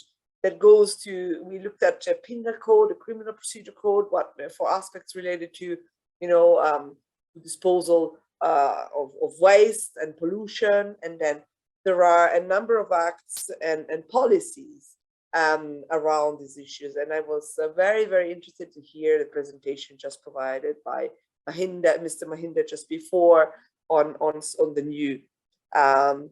the new piece of legislation that is the National Action Plan for Plastic Waste Management. So you see from the column, there are many acts and policies related to environmentally sound management of waste, ESM, and then a number also specifically targeting transboundary movements.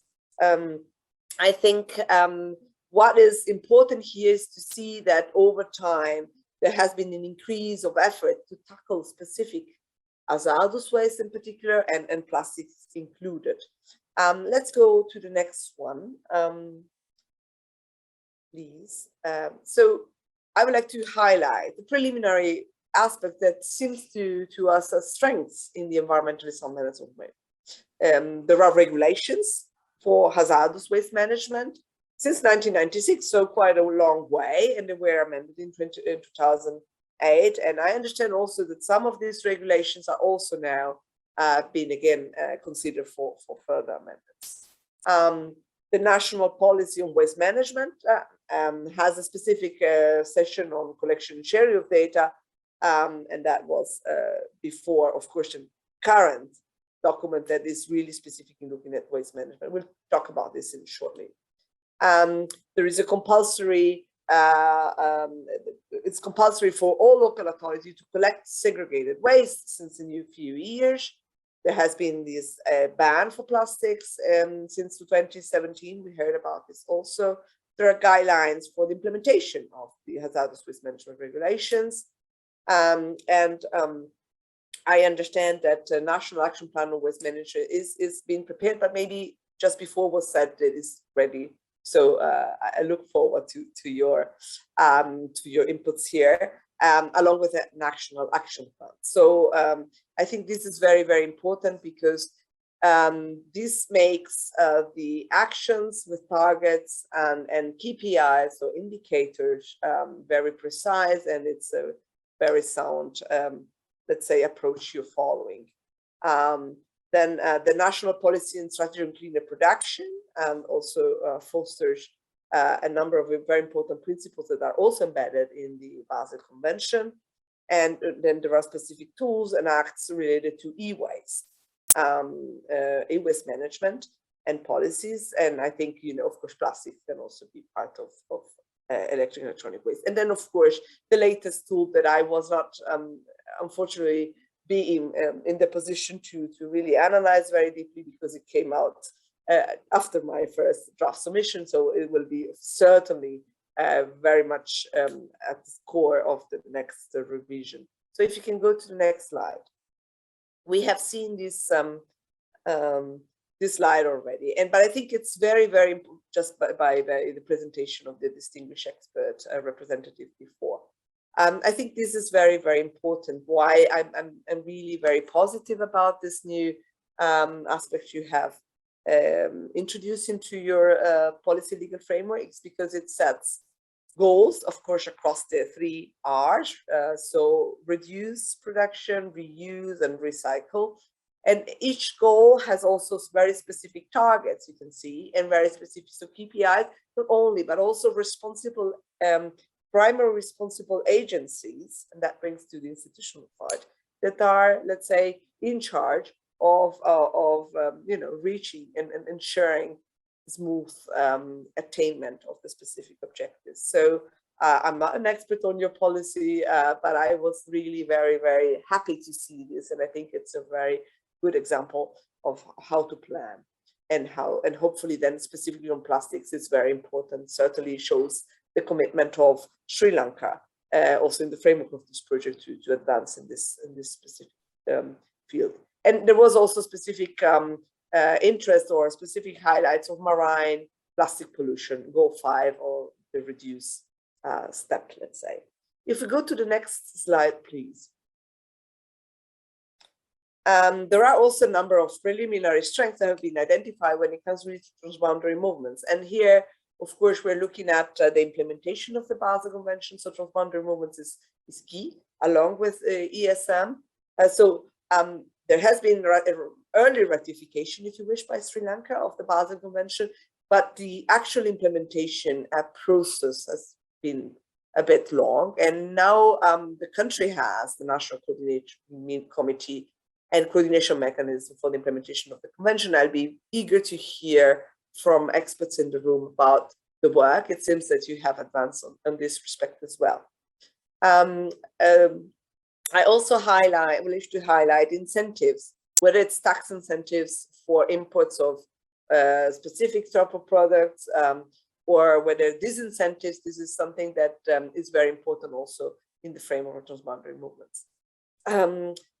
Tatiana has already mentioned about the efforts that are currently being undertaken to develop HS codes that are more in line with helping customs authority to better promptly detect plastic waste. I understand this is in the process. So where you stand with that, or what are your views on this specific aspect is very important. But I think we need to give customs authority the tools to be easily, you know, put in place when it comes at the border, really, when shipments are coming in. And on this regard, I also wish to mention again what also was already referred to. There has been a number of cases, unfortunately, of illegal shipments in contravention to the Basel Convention, but take-back procedures have followed from your countries, and I think that's an excellent sign that, you know, the level of also cooperation with, you know, origin countries, but also of the preparedness of your own staff in the country to detect and put in place this, let's say, measures. If we can go to the next one, please.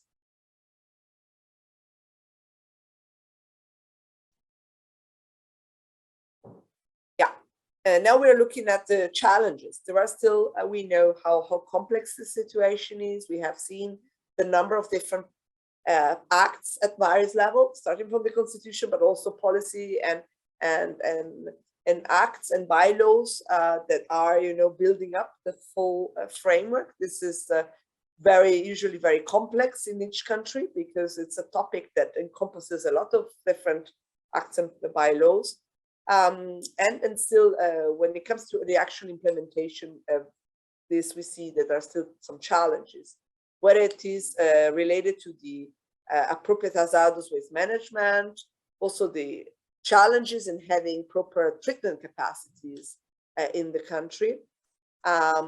Collection is an issue, whether it's for solid waste management, also, of course, for plastics, especially in the countryside. We see this in many countries that, you know, uneven, let's say, collection rates can happen around the country. I am aware that all of these issues are already very well known to the authorities and also taken into consideration with the new action plan for plastic waste management. In fact, when it comes to statistics, at the beginning, I heard also about the project that is really aiming at collecting this. This is very important. Why? Because authorities need to have an idea how much is produced in terms of plastic waste, how much is collected, how much is environmentally sound, managed and treated or recycled. This gives indication where to put, efforts in terms of human and financial resources. I understand this is now something that will be covered also by the National Action Plan. Same for the targets. We have seen the slide before. Recyclable waste. It's very important that segregation occurs. We have seen this is already compulsory, but it's important that segregated waste is collected so that recyclable waste can be then put forward for further recycling and valorization. And circular economy is part of the National Action Plan on Waste Management too. The role of the informal sector in your country, as in many other countries, in our countries, is very important, especially in downstream when it comes to collection, segregation, and cleaning. The involvement and work in collaboration with the informal sector would also be very important in relation to environmental sound management of plastic waste. And monitoring, as mentioned, is very, very important that we monitor also progress and we monitor the implementation of the targets that have been set now by the National Action Plan, because that allows us to be better prepared and to also intervene where things are more challenging. To the next one, please. Yeah, still on the ASM. Okay, we talked about the hazardous waste facilities for treatment. The plastic ban has been around for a few years now. The challenges in implementation and the monitoring on how this is implemented. I understand also that this is going to be now part of the National Action Plan. Extended producer responsibility system. I understand you have already a good system in deposit refund system for glass bottles, and you have been trying to also execute it for plastic bottles. I understand from the presentation before that this is also something you're discussing to introduce for plastics, and I think that's very, very important as well. Coordination, because it's so challenging, because so many actors are part of this topic, lack of coordination in the implementation and enforcement is always a challenge everywhere.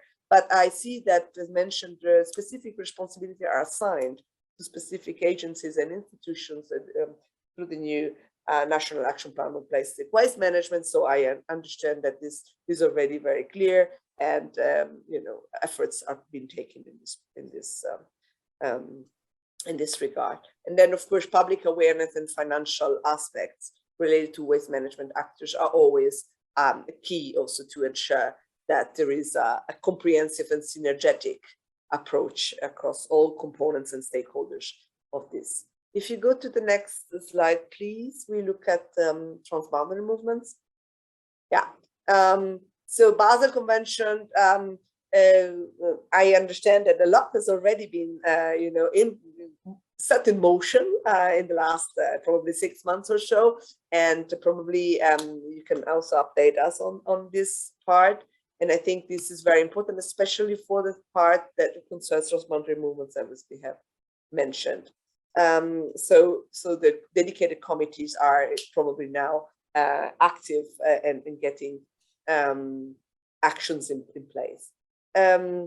Also, we have this new plastic waste amendment, so it would be good to have a bit of information how Sri Lanka is intending to proceed to ensure they are already effective. How are they implemented? How do you ensure that field officers and practitioners on ground are aware and are implementing which are the tools? And this is important that that one looks at the actual implementation of these national codes we talked about, and a monitoring tracking system of imports and exports. It seems this was not properly functioning. I heard before we are working on this, So certainly this is already something you are addressing. And I was very, very happy to hear all of what the measures that you are really taking into consideration at the moment.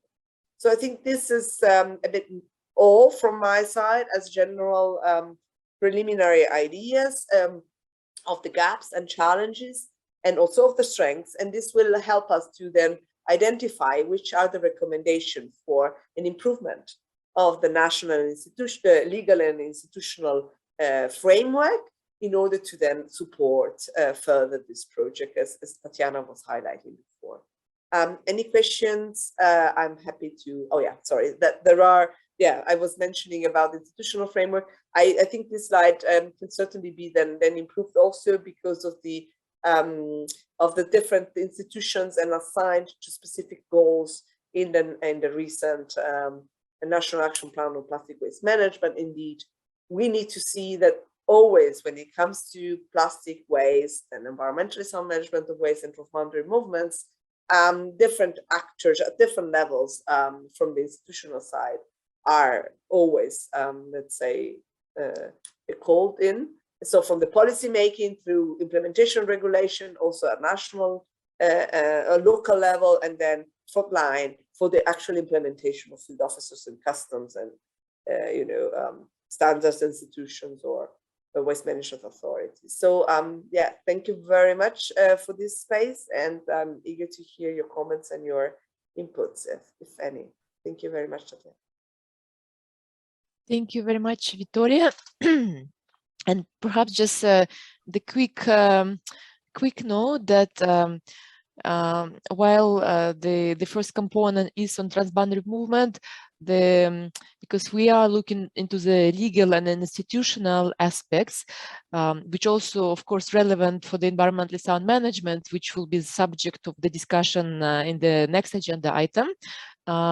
So we did also address both transboundary movement and environmentally sound management when it comes to the legal and institutional aspects, because as you all know, when you do need to adjust or amend the legislation and think about the institutional settings, it's very difficult to treat those two issues separately. So it's very interlinked and interconnected. So that's why we're also coordinating between different components. So while the next component will be talking about ESM from the technical point of view, but the legal aspects were already mentioned now here. Thank you very much. So thank you very much, Ms. Tatiana and Victoria, for giving this brief introduction to the component one. As Tatiana mentioned, so this is more focused on the regulatory institutional analysis, gap analysis, and proposals and improvement for the transboundary movement and the proper plastic waste management. But at the same time, we identified we have a lot of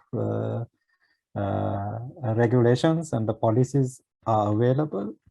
So at the same time, so their implementation, monitoring, enforcement may be lacking. And do we need the new? Do we need new policies or regulations to handle the transboundary movement and the plastic waste management in Sri Lanka? I think this is something, this component need to be discussed. So we can allocate another 10-15 minutes to get the participants comments or advice or views on this subject, especially this when we're looking at this regulatory, institutional and policy aspect for the plastic waste management and the transboundary movement. So anyone, both in the room and also our participants join from the online, you can raise your hand you want to ask, or you can write in the chat box, or please. Yes, I found the one have raised hand. I am ready to take any action, but it has to come with another. Let me give first to the Upasaka. Yes, yes, I'm Ekanayaka. I'm the solid waste specialist, Clean Cities Blue Ocean in Sri Lanka and Maldives program, USAID. Thank you very much. I think this was a very nice presentation. Legal framework on the plastic waste management. You have, I think, presented very wide range of the activities what you have done already in this sector. So my question is, does the MOE need the legal framework on plastic waste management from the couple of projects? Already many projects we have involved to conduct do these activities in different levels. What is, I think, current scenario in legal framework in the plastic waste management in Sri Lanka? Does the MOE need further assistance or technical support to prepare this kind of activities in plastic waste management? Thank you. So Tatiana or Victoria, can you respond, or I will take the next question also, so then you can respond both together. Is it okay? Yeah, so then let me ask Arosha Hemali to raise her question. Yes, just to give my feedback on regarding the hazardous waste management in the country. Actually, we at INSI, I'm one of the private party operating in Sri Lanka. We have the ability to dispose like 20 to 30% of the industrial waste that are generating in the country.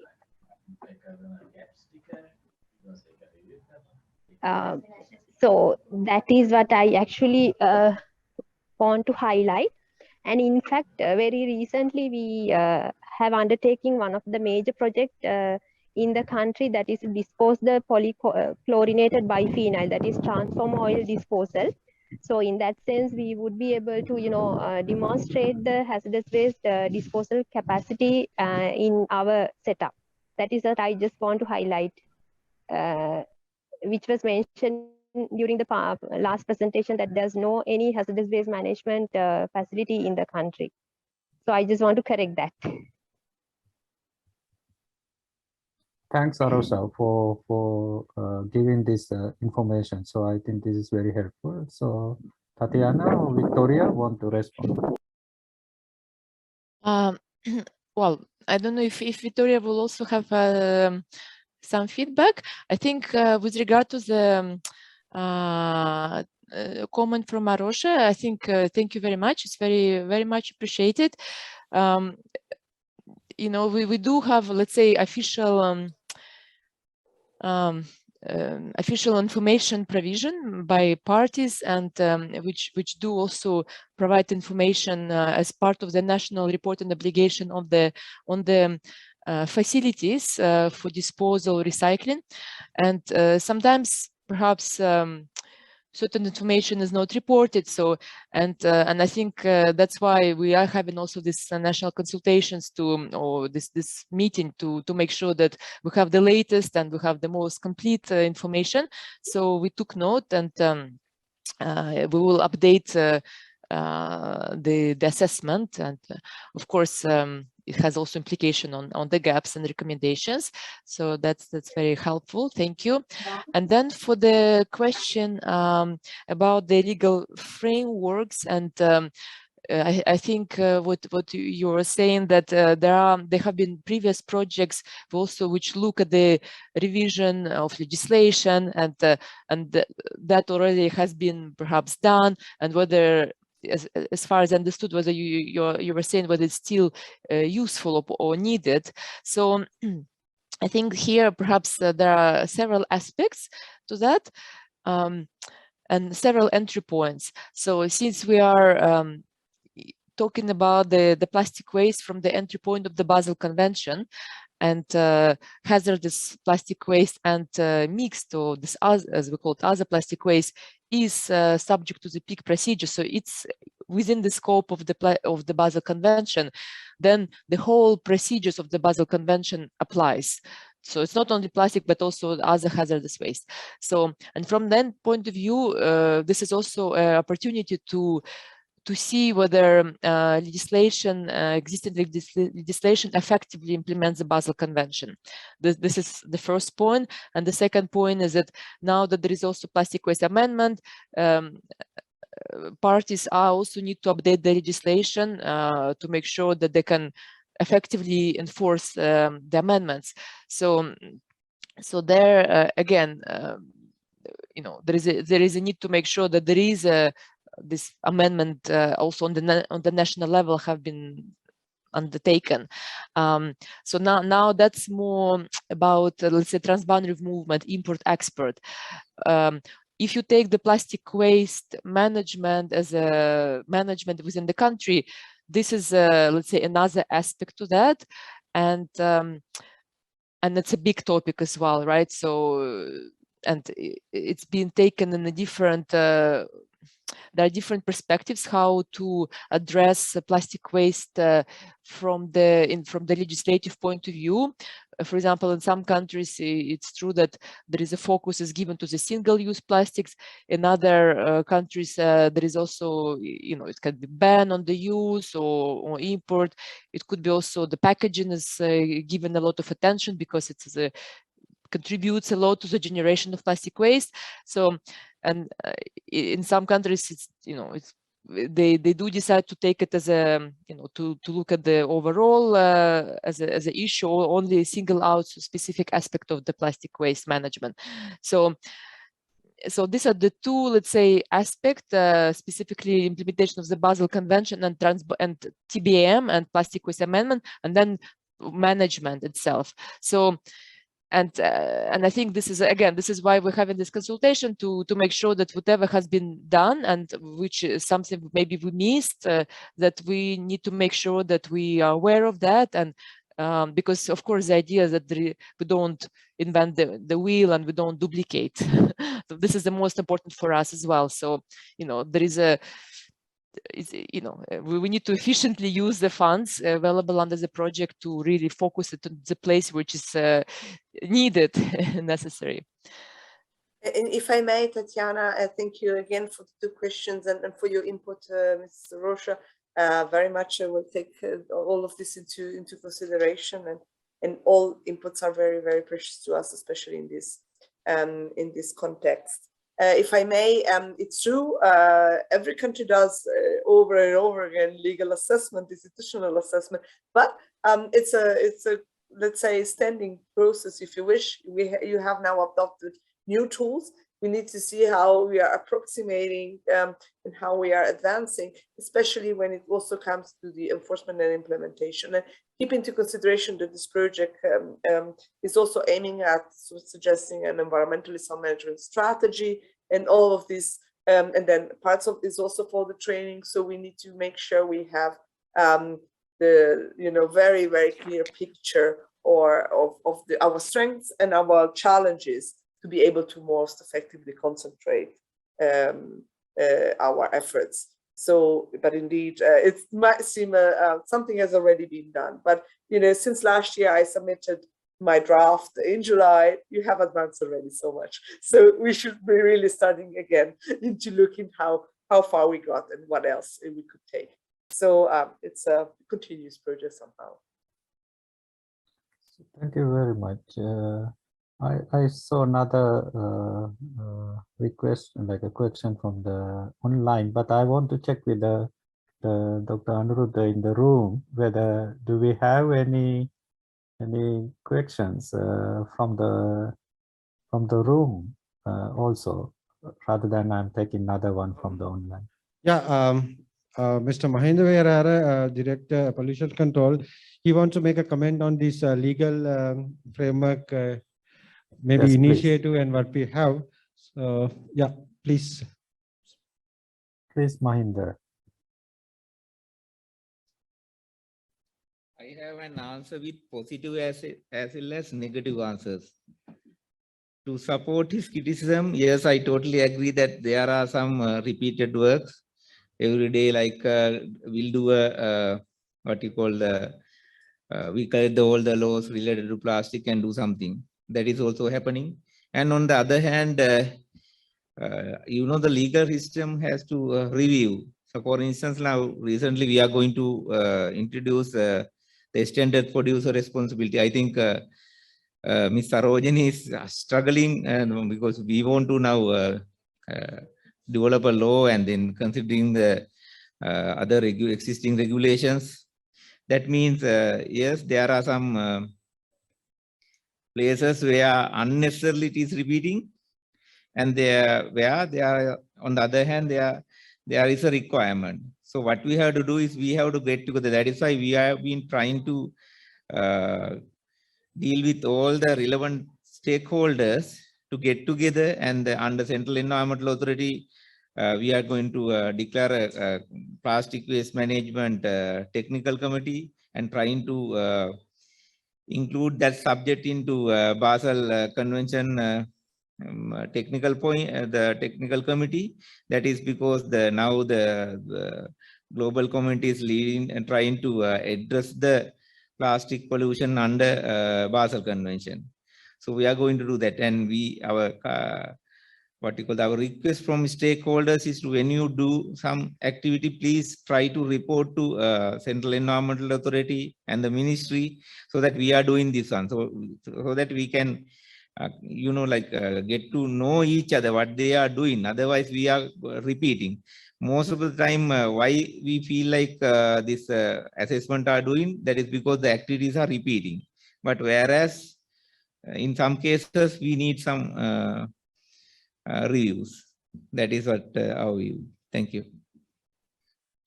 Thank you, Mahinda. So this clarification, that's what I'm also thinking. So in this, we need to understand where we have repeated work. So that's need to be like a coordination, and at the same time where we need further elaboration in this project to make more concerns. So I think that's well noted. I think Tatiana and the Victoria. So then we have one Mohammed want to say something. So before I'm going to the next presentation, Mr. Mohammed something. So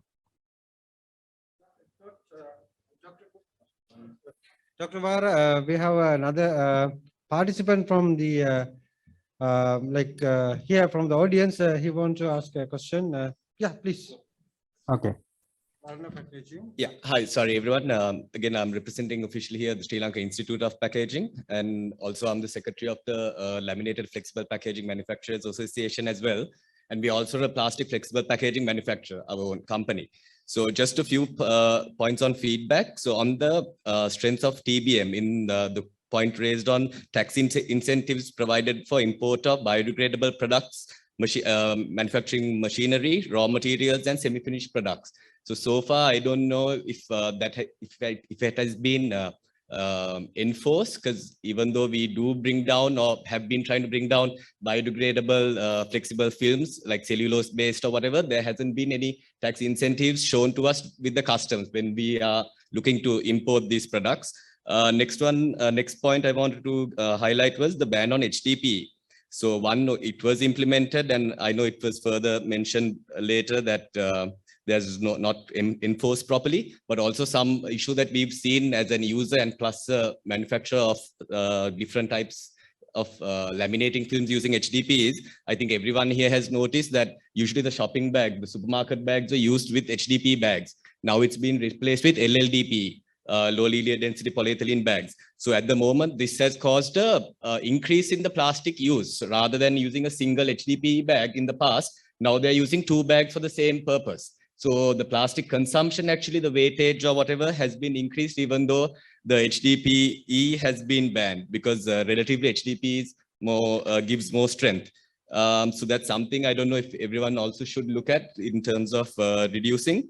And as a flexible packaging manufacturer, 100% of our waste material is being sent to recyclers, flexible material recyclers. But as also mentioned here, I don't know how regulated, or as in it's also maybe informal sector as well, but they're producing and sending, they're manufacturing other materials and products with the PCR content and going into the market as well. But that is also not, I would say, regulated. An example, as a manufacturer, there is still no official way for us to get a incentive or even accreditation for recycling our waste as well in flexible packaging. So those are some of the issues I wanted to highlight. Thank you. Thank you. Thank you, Varna. Ms. Sarojini Jayasekara from Central Environment Authority want to give a kind of maybe feedback or comment?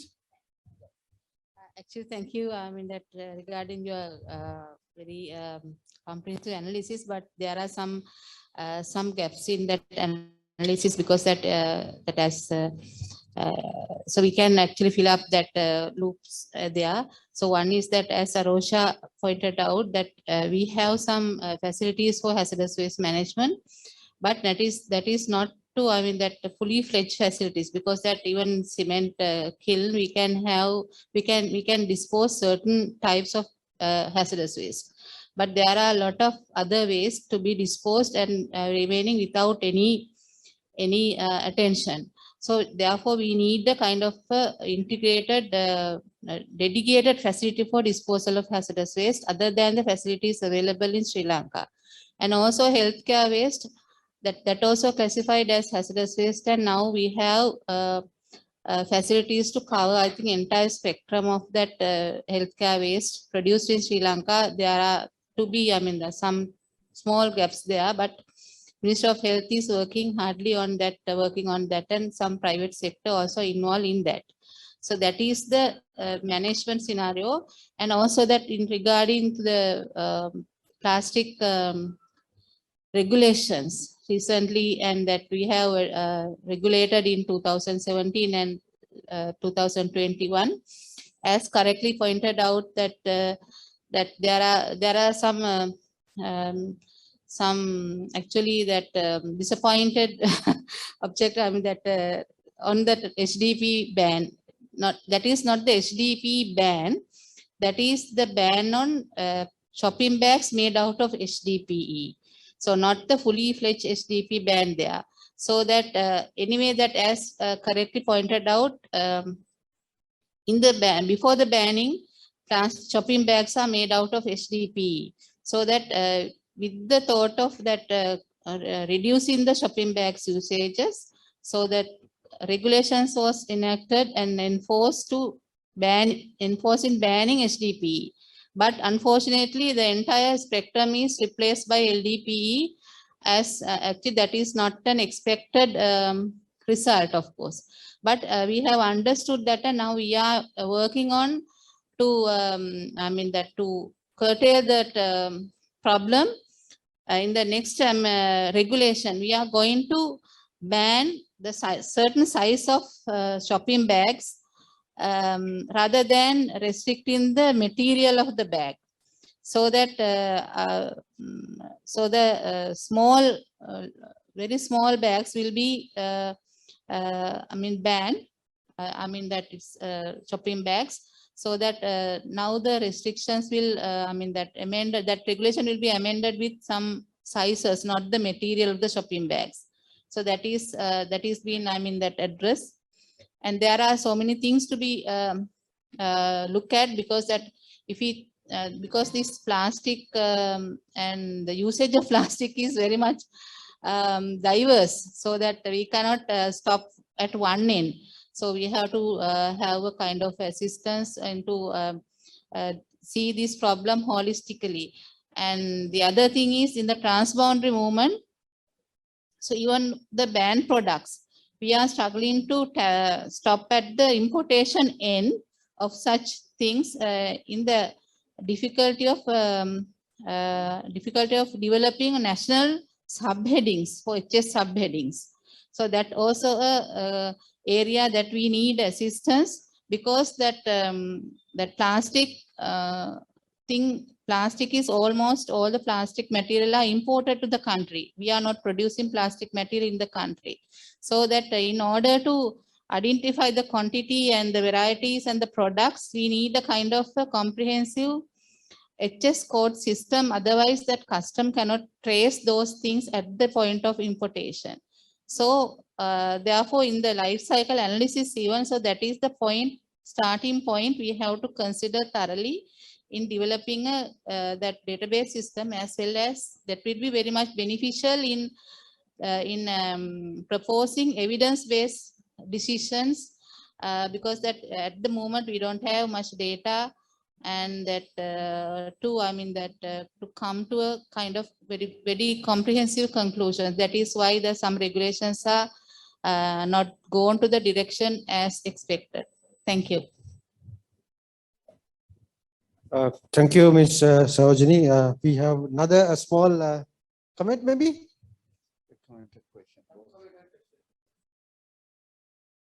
Good evening to all of you. I am Madhavan from Industrial Services Bureau of Northwestern Provincial Council, and my organization in shortened form, it is ISB, and we are a semi-government organization under the Northwestern Provincial Government, but working all over this country in different projects.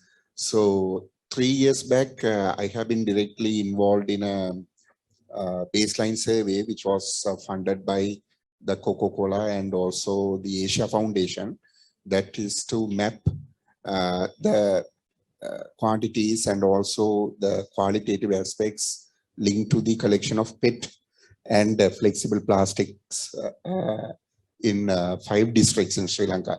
That was in Colombo, Gampaha, Galle, Batticaloa and Jaffna.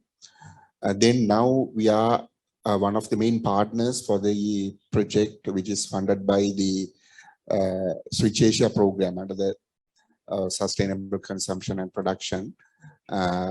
So we are going to start that very soon with Acted Sri Lanka, and that project will be implemented in Western Province in all 3 districts. And mainly my concern is also very much related to Aruna's concern, but in a different level, a different dimension. Because when we have met a lot of recyclers, the field level, the informal people who are involved throughout the recycling value chain, the problem is the finance for the expansion and also to buy certain technologies. Because according to the laws, rules and regulation of the Ministry of Environment and also the Ministry of Health, they will have to adhere a lot of technical aspects. So definitely these rules have to be obeyed, especially when it comes to the Ministry of Health, the dengue prevention. So they have to install some sheds, some kind of covering structure to store, to warehouse their plastic waste.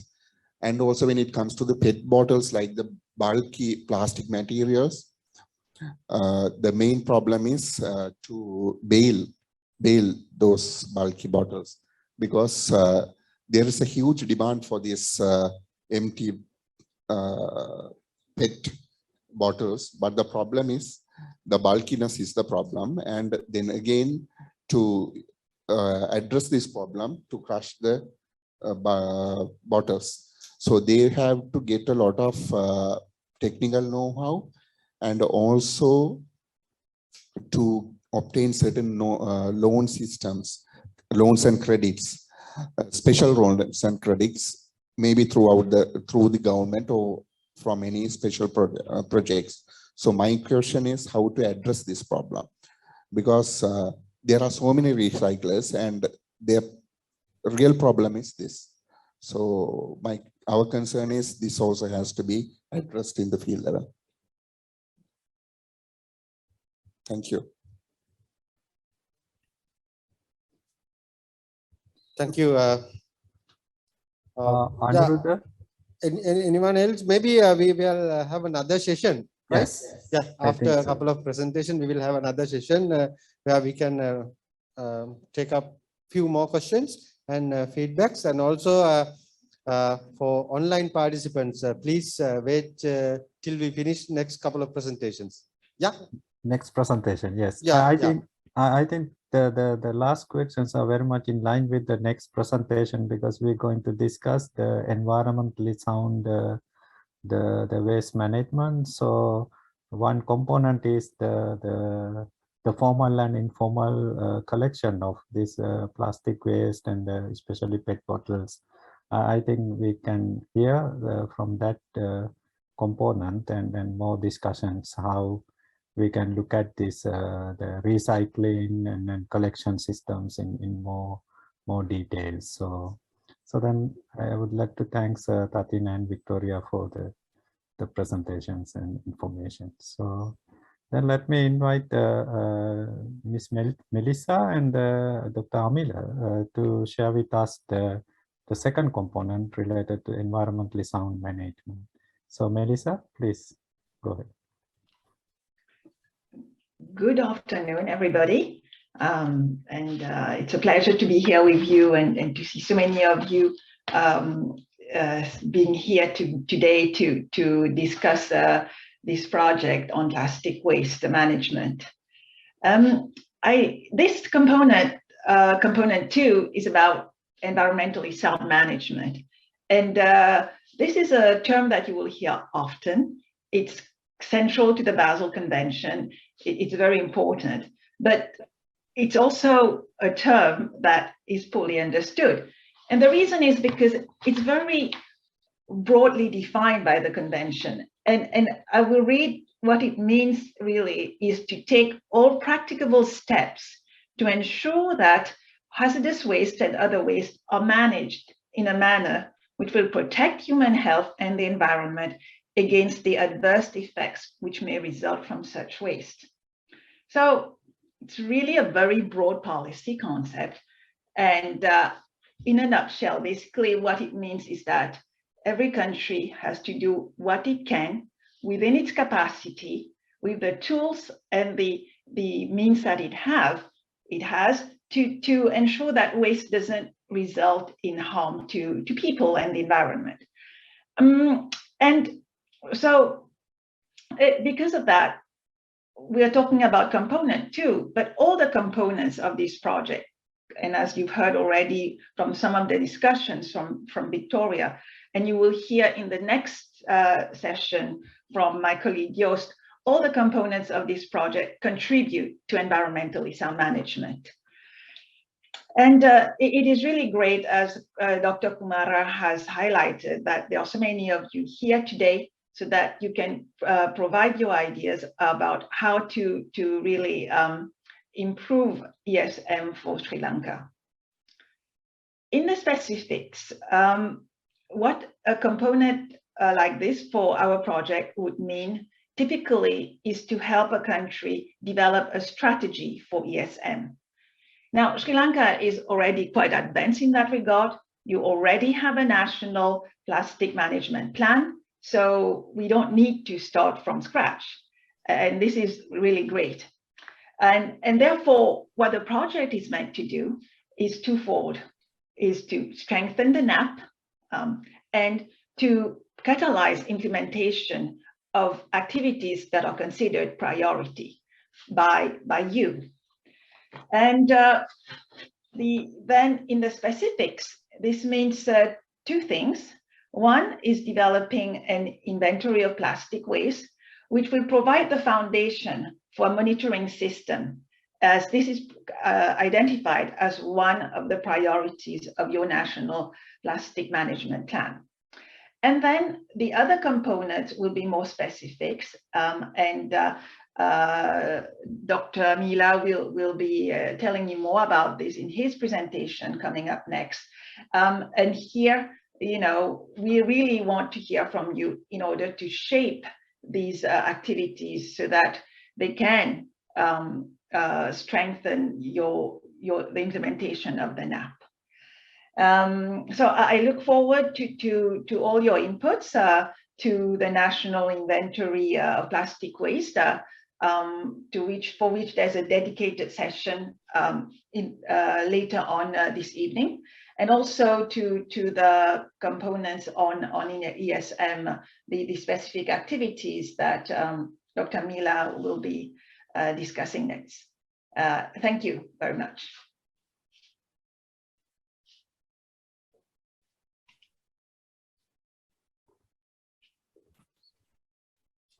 Thank you, Melissa. So, Amila, you can share the. Yeah, I'm going to share my screen. Yeah, thank you so much, Dr. Kumar and Melissa. So, yeah, and today's in our activities. So I'm going to discuss some of the environmental sound management activities we are thinking, and we need your suggestions to conduct it in Sri Lanka. And yeah, so I think everybody here is well aware of the waste management hierarchy and the activities more than me. So anyway, I'm just going to brief at the beginning, the source reduction, reuse and recycling activities in case of plastic waste, and then energy recovery, then treatment and disposal. So we always try to activities at the top of the hierarchy. And in case of environmental sound management, so we can take both upstream and downstream activities, like a policy measure-based activities to reduce the plastics and ultimately plastic waste, and then the downstream activities like collection, reuse, or recycling kind of activities. And in this project, so we have several steps. As Melissa mentioned, the plastic waste management action plan. So it has the first component of inventory. So when we develop a precise inventory, so we have good idea which kind of plastics are more problematic or unwanted, or maybe we can avoid. So that kind of information we can get, and also the quantity and where it comes and where it goes kind of information. So the inventory is very important, and then we can move forward from that. And we don't actually, it's not the only approach, but that's one kind of approach. Then we can support with the upstream management activities like review of regulatory and policy and institutional framework to support the ESM strategies. For example, I think the ministry and the Central Environmental Authority already starting with some certain kind of plastic bans. And then the next is the recommendations to implement the environmental sound management of plastic waste. So the activities, the collection, recycling, and maybe energy production kind of activities. Then, and we know policy measures or the infrastructure doesn't automatically provide the sound management of plastic waste. So the training and of the relevant authorities and the other stakeholders is also an essential component. So the last step, so we are considering that activity as well. And I think you're already well aware about the National Plastic Waste Management Strategy, so I'm not going to discuss it in detail. But there are certain actions in the reduction phase, like the single-use plastic, and also maybe PET bottle collection and kind of reduction based on the policy measures. And then in the reuse, we can have certain activities, and also the recycling. Like one example is the PET bottle achieving the larger, like a higher rate of recycling from now. I think that's what previously the question also raised, how we can support the PET bottle recycling. So we can discuss in deep today and in coming months on this topic. And I really need everybody's suggestions so we can move forward considering the suitable actions. So the first one we think is case studies. So it is really important to study the selected activities on this theme, environmental sound management. So we can get together and prepare nice case studies, which way we want to move forward, and documenting it will be very useful for everybody to understand the system and learn from the activities. And yeah, just for one example, like few examples, I have seen so many activities ongoing in Sri Lanka.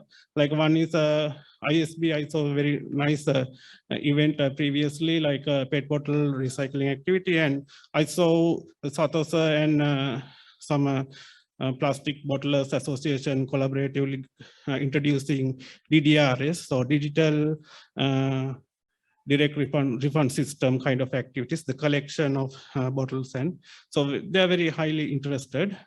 And also the PET bottle collections, not only PET bottle, like there are other recycling items. So yeah, so those are very potential activities we can consider. So please give your inputs.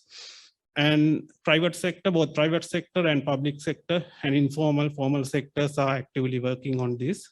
So we really want to figure out how we can find the good methods.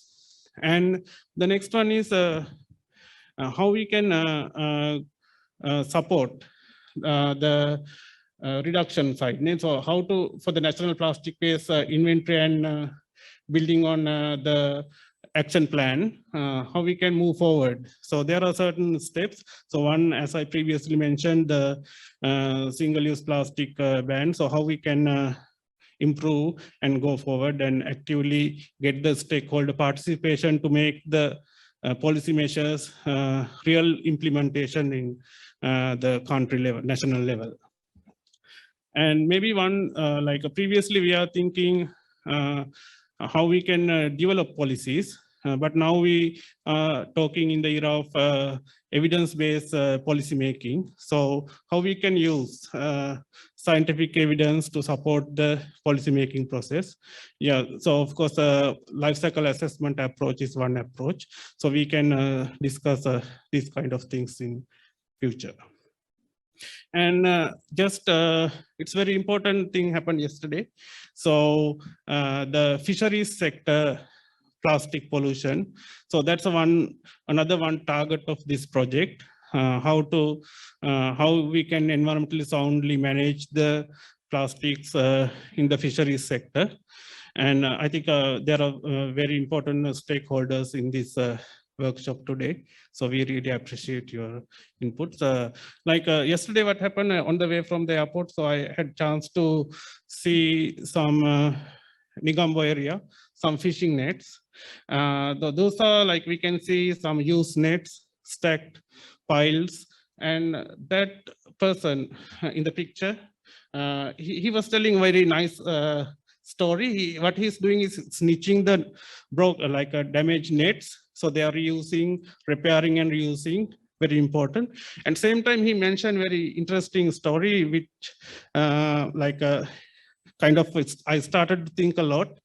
He said his grandparent, if his grandparent bought a net, grandparent can give it to his father. So it means a net lasts generations. But nowadays, the net may be just 1 year or few years.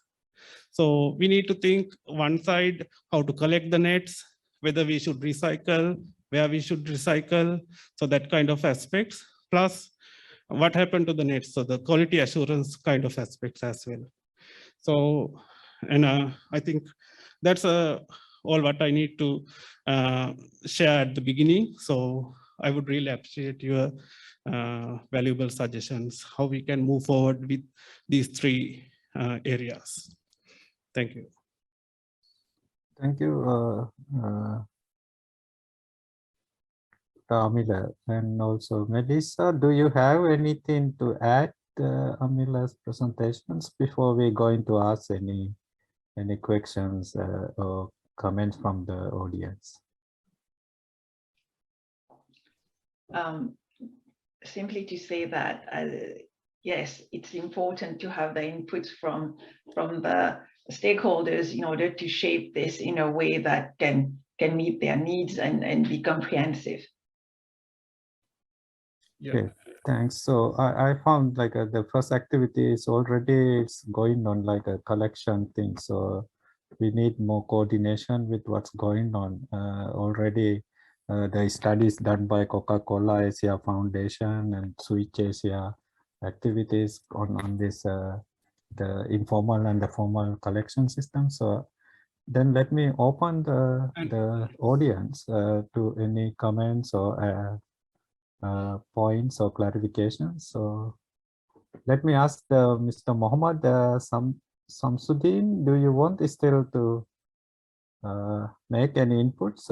Because I saw your hand is raised. And we have one more audience question also, like we can. Yes. Let me first take from the Mohammed, because last time also I couldn't get this. Mr. Mohammed?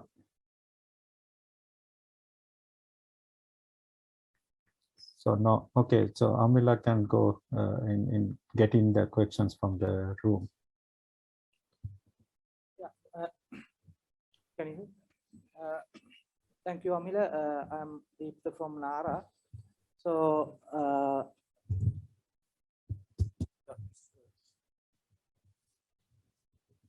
thank you, Amila. I'm Deepta from NARA. So, regarding the nets, actually, as you said, these are the farm fishermen are normally repairing, and they use long lifetime usage. However, there are some accidents. When the accident is occur, these nets are dumped in the sea. Those are called ghost nets. So, and if the ship is damaged, the commercial ship maybe can damage the nets, and those are in the sea. As well as there are no any mechanism to collect the repairing waste material. Actually, this is not a big issue. The big issue is the fiber board, the boat repairing material, waste material. Those are the big issue in the fishing sector. If you go to the fisheries harbors, you can see many of fiberglass materials in the harbors. So I want to raise that one. Also, I have one question regarding the transboundary movement of plastic. So as a NARA, we have some kind of attention on the ocean-based plastic as well as the microplastic. So we saw that there are so many plastic waste coming through the oceans to our coastal belt. So normally it's coming southwest monsoon period, because the current pattern also come through the Arabian Sea, through the south of India, and go through the Gulf of Mannar to Jaffna area. So in that case, those coastal area is accumulated much plastic waste, and not only plastic, as well as some medical and surgical waste also. So is there any provision in this convention to tackle this problem? That's my question. So I think maybe Melissa, do you want to, because it's related with the transboundary, but the waste coastal areas, the waste coming from other countries. So any Yes, indeed. You know, we've heard this from other stakeholders also, that I mean, you do have waste that is in your country, but not necessarily generated in your country, because they are brought in by the oceans.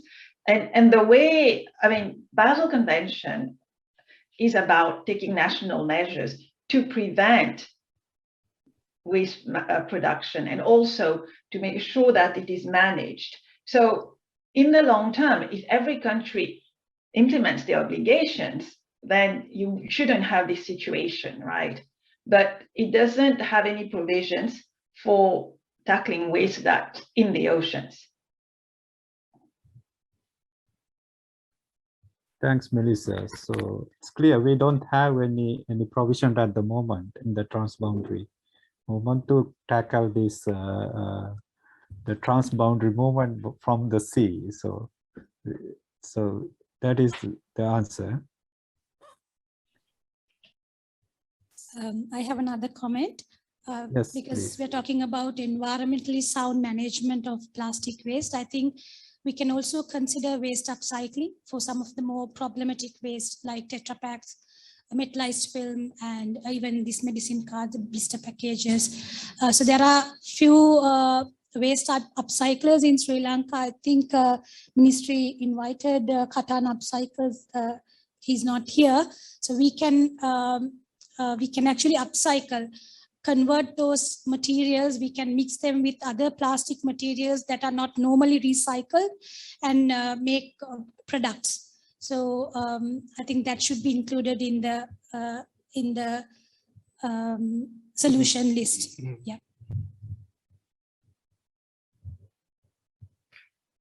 Yeah, I think definitely we will include that upcycling activity also into the ESM one case. Yes.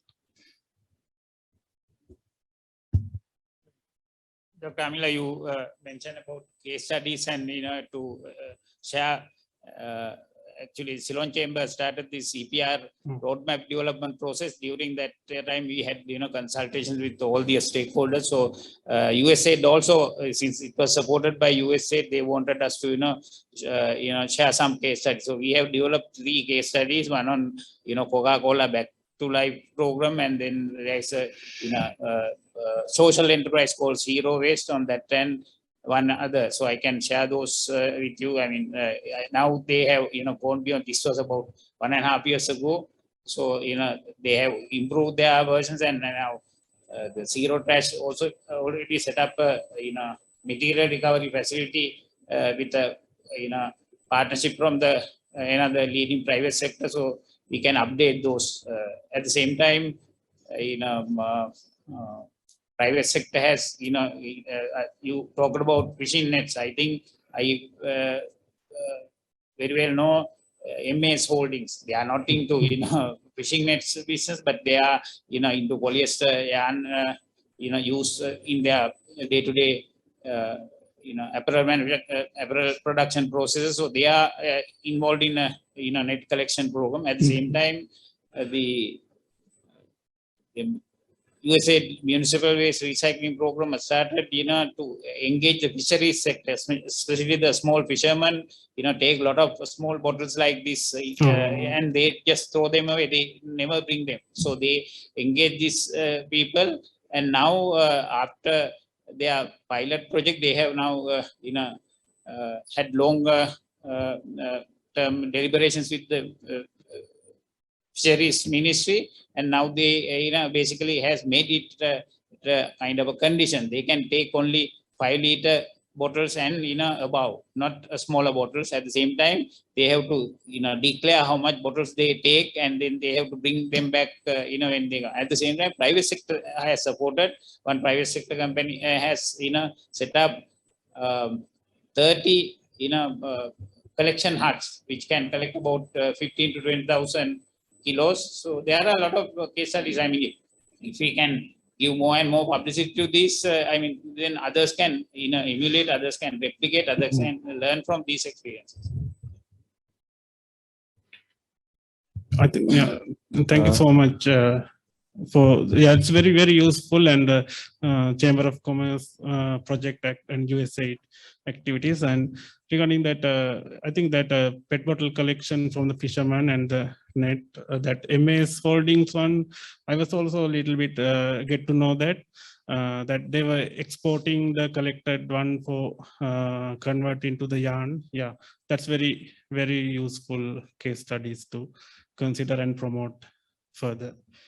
So, Amila, I saw in the introduction, so the MS Holdings, also someone from MS Holding join the meeting. So if it's still available, I think better we give us. Yeah, I think Danuji is from, and also, yeah, Sarani. Yes, Yeah. someone can. Yes, I'm on the call. Can you hear me? Yes. So yes, the project that you mentioned is something that we have been doing as part of MAS, in partnership with Lanka Upcyclers and Waste Sarugambe, which are NGOs operating in the east coast of the country. It's an early stage project, but of course we are excited about it and will monitor it and keep letting you know about it and whether it's a sustainable model. Thank you, Sarani. So we will keep you in the loop. So and it's great to hear about this and about the fishing nets being on your minds as well in terms of this. Yeah, Kumara-san, we have another audience question. Okay. Yes, Amila, it's related to the fishing nets. Good that there's an official from NARA also, because few years back we have done a value chain study for the fishing sector, inland, coastal, inland, marine, and lagoon. And the problem is the usage of the monofilament nets. Okay. And also the small-eyed nets. The thing is, there is a law prohibiting the usage of both nets. But the thing is, it could be sold. Those nets are sold in the market. Different manner, ne? Yeah, like but there is not a law to prohibit the selling and importation and selling. So it is highly affecting the inland, the entire fishery sector, because the small fish, the fries are also caught, and then the fish get damaged, injuries and all these kind of things. So I think that also has to be looked into a very critical way. Yeah, totally agree. Yes. So yeah, one thing I was also observed yesterday, like some of the used nets, some people come and take them to use for chicken farming, fence protection, but ultimately it will go into the maybe become microplastic. And yeah, so that's a kind of very interesting side we need to think. Yeah, thanks a lot for that, bringing it. So Amila, I have a couple of questions from the online. Let me take them now. So we have Ashraf and Himesh. So Ashraf and Himesh, can you make your points or any comments?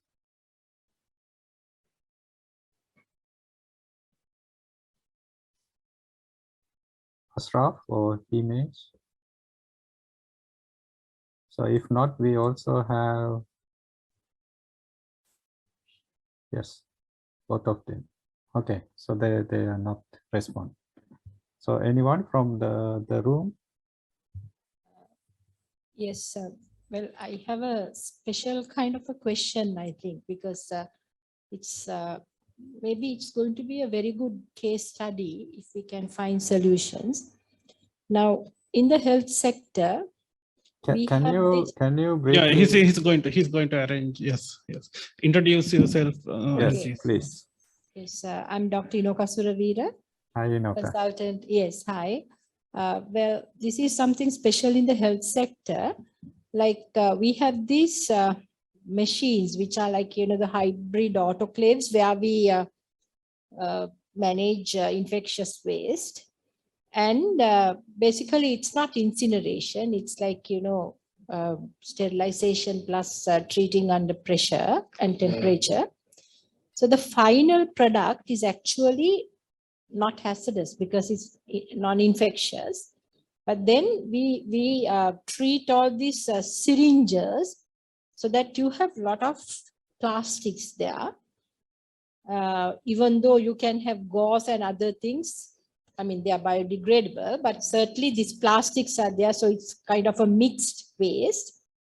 And currently we don't have any solution for that because actually maybe if we have the landfills, of course, we can send, but since there are limitations with regard to that. So can you all tell us a solution, because it's kind of a special plastic. And if you can give us a solution that's going to save a lot of money to the Ministry of Health, because currently we have that issue. So there is plastic waste pollution happening because of those things. You can do that. It's going to be a very, very good case study. Thank you. So thank you. Let me, there is a couple of issues in the audience. So innovation. Yes. Can you, like some participants look like online cannot make their comments because it's look like they cannot unmute. Like yeah, I think I just unmute. Okay. So then please allow them to talk. I want to ask Ashraf and Himesh. So I think Ashraf can. Okay. Yes. Right. Yeah. Sorry for. Am I audible to you all? So can you hear me? Hello.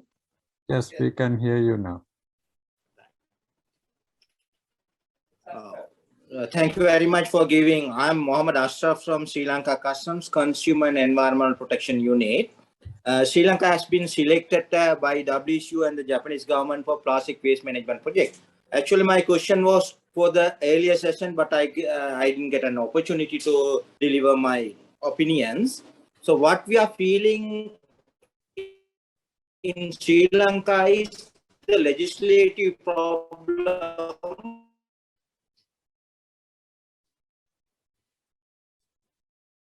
Mr. Ashraf, since there is a technical issue, can you write down and send us a feedback like chat box? Or we will try to give you an opportunity for you after a while. Good. Thank you, Mahinda. So Melissa want to say something like that the technology part that asked from this healthcare waste management, or maybe Dr. Anuruddha have any answer for that? Technically, how this the case study or how this can be happen?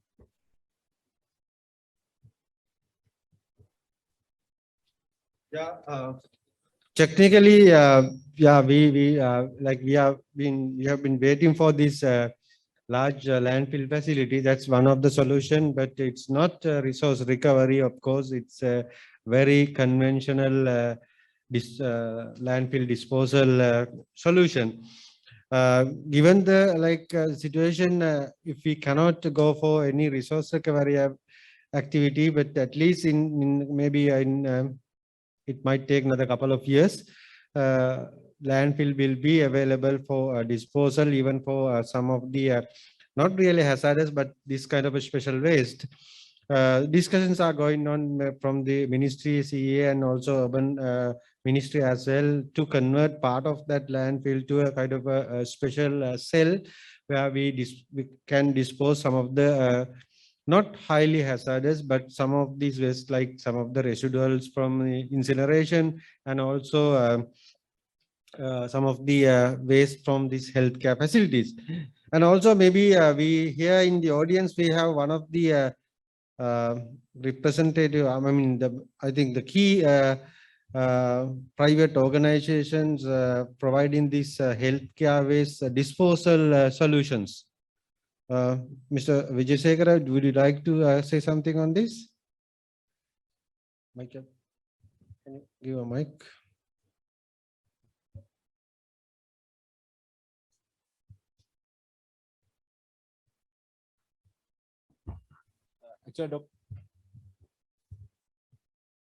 Actually, there are a couple of mechanisms in Sri Lanka to manage this clinical waste that what we are doing is incineration.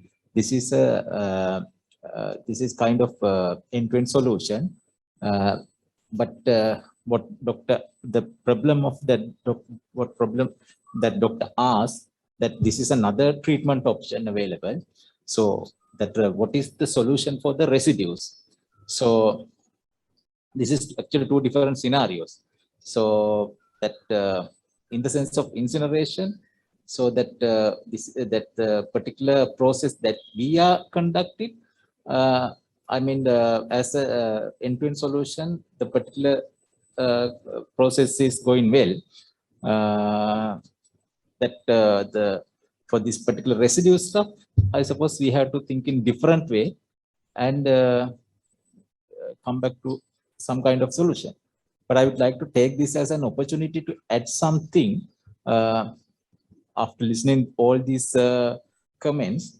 So especially related to these plastics, we know there are different disposal facilities available in Sri Lanka right now, especially for municipal waste, some industrial waste, clinical waste, e-waste, and instead of that, particular categories of recoverable waste, some plastics, papers, and all these things.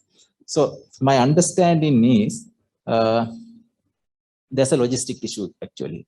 So the correct waste category, are we in position to channel to correct processing facility? So as an example, that we are struggling to sort this, that there are certain industries, they are not having sufficient waste quantities to sustain their facilities. So this is one particular point that we have to address. At the meantime, there's a special category in Sri Lanka, small and micro scale manufacturers. They are doing particular manufacturing, they are manufacturing particular items. As an example, once I met one guy, he used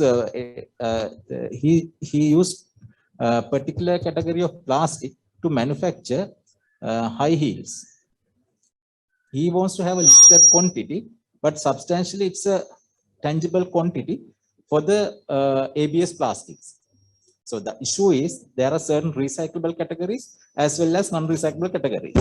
Up to certain extent, ABS and all these plastic considered as a non-recyclables in the local scenarios. But with the import restrictions and all, now certain categories are having high demand. Earlier, even for 5-10 rupees, nobody can sell ABS kilo. Now it raised up to 120-150 rupees per kilo. So I suppose we have to think in different dimension, and we have to go for a micro level scenarios. And as a country, we want to have a more and more production. We have to go for a production oriented economy. So the micro and small scale entrepreneurs are the key element to reach that goal. So I presume this session should be focused for that extent either to get the sustainable solutions. Just to add to what Dr. Inoka and Janaka said, now regarding from the metamizer, once it's sterilized, it is really no infection, so it is safe. And also to get only the plastics, you can have the put on syringes to one cycle without mixing with other waste. Then you get only the plastics and the metal part. Then the metal, of course, can be separated to magnet separation. You can remove the metal part. But the issue is, if it is certified by the health sector, then of course, yes, it can be used for some product. No issue at all. But the issue is in Sri Lanka, when you give such opportunities, we get different problems right now. Like for the this question was raised saying that the HDP was converted to LDP and all. So the HDP shopping bags were converted to LDP, thinking and to looking at the machinery to convert that into biodegradable. That was the objective why it was started. So we thought machine conversion was easy from LDP to biodegradable. That was why it was started. But later now it has created a lot of problems. Now when we think of this biodegradable material, we see that the biodegradable people are mixing that with polythene, plastics. So that is the issue, right? If we have a clean system and if you can monitor it well, no harm, of course, you can use that plastic very safely for some, maybe like shoe soles, it definitely it can be used. But the monitoring, it should be in a secure line that it goes there. But when the such situation is open, all the other people also get into this and then they spoil the, and sometimes then the contaminated stuff might come in, right? That is the issue. Our system is so corrupt. We find it very difficult to implement such programs. Otherwise, it's very safe to use that plastic. It is PET plastic. And also it is sterilization is not disinfection, right? It is safe, 100% safe, and health sector can definitely certify that also. So then when the venues are open, then there will be infiltration and a lot of other people will come in, and that is the problem that we have. So thank you very much. I think we had a very good comments, advice and opinions for this component, and a lot of interesting work is going on. We need to be considered in making our work plans. So I think this quite interesting to integrate. So if others have any comments, so please keep little time, so we will go to the next presentation and then after that we can have another round of question and comment session. So okay, I would like to thank Melissa and Dr. Amila for this session inputs. So Dr. Kumar, we have another like one is waiting for a quick question. Thank you. Okay, okay, I am from CBL Foods. You mean that one of SBU from CBL, you know, Manchi brand. Actually, I am engaging with a project that recycling wrappers, you know, that flexible wrappers. So one of main headache in Sri Lanka. Actually, my target is to recycle what we out to our market. Now we are recycling up to 5 metric ton of wrappers per month. We are recycling for production of flower pots and wrapper tiles. Actually, our problem is how I collect these wrappers from household.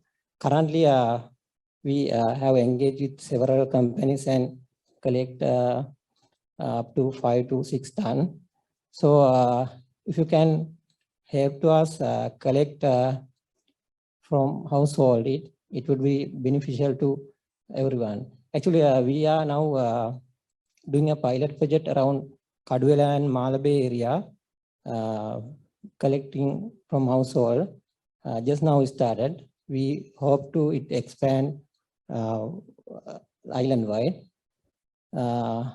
I think this forum will help to it better. Thank you. thank you very much. So Dr. Anirudh, let me go to what can we do for you? I mean, from the government sector, how can you help us? And we can really, I mean, we are willing to help you. Tell us, and then we will coordinate with all the. Yeah, Director. Actually, we just started this project actually 1-2 years ago. You know that a lot of FMCG's company dispose wrappers without any taking responsibility. So my ambition is to how anyhow we should recycle, and the issue is collecting process. So I just proposed a mechanism to collect that. We use that like this empty bottle, and everyone can fill your use wrappers into this bottle, and we now we are collecting these bottles via retail shops. We have a collection mechanism. So if you can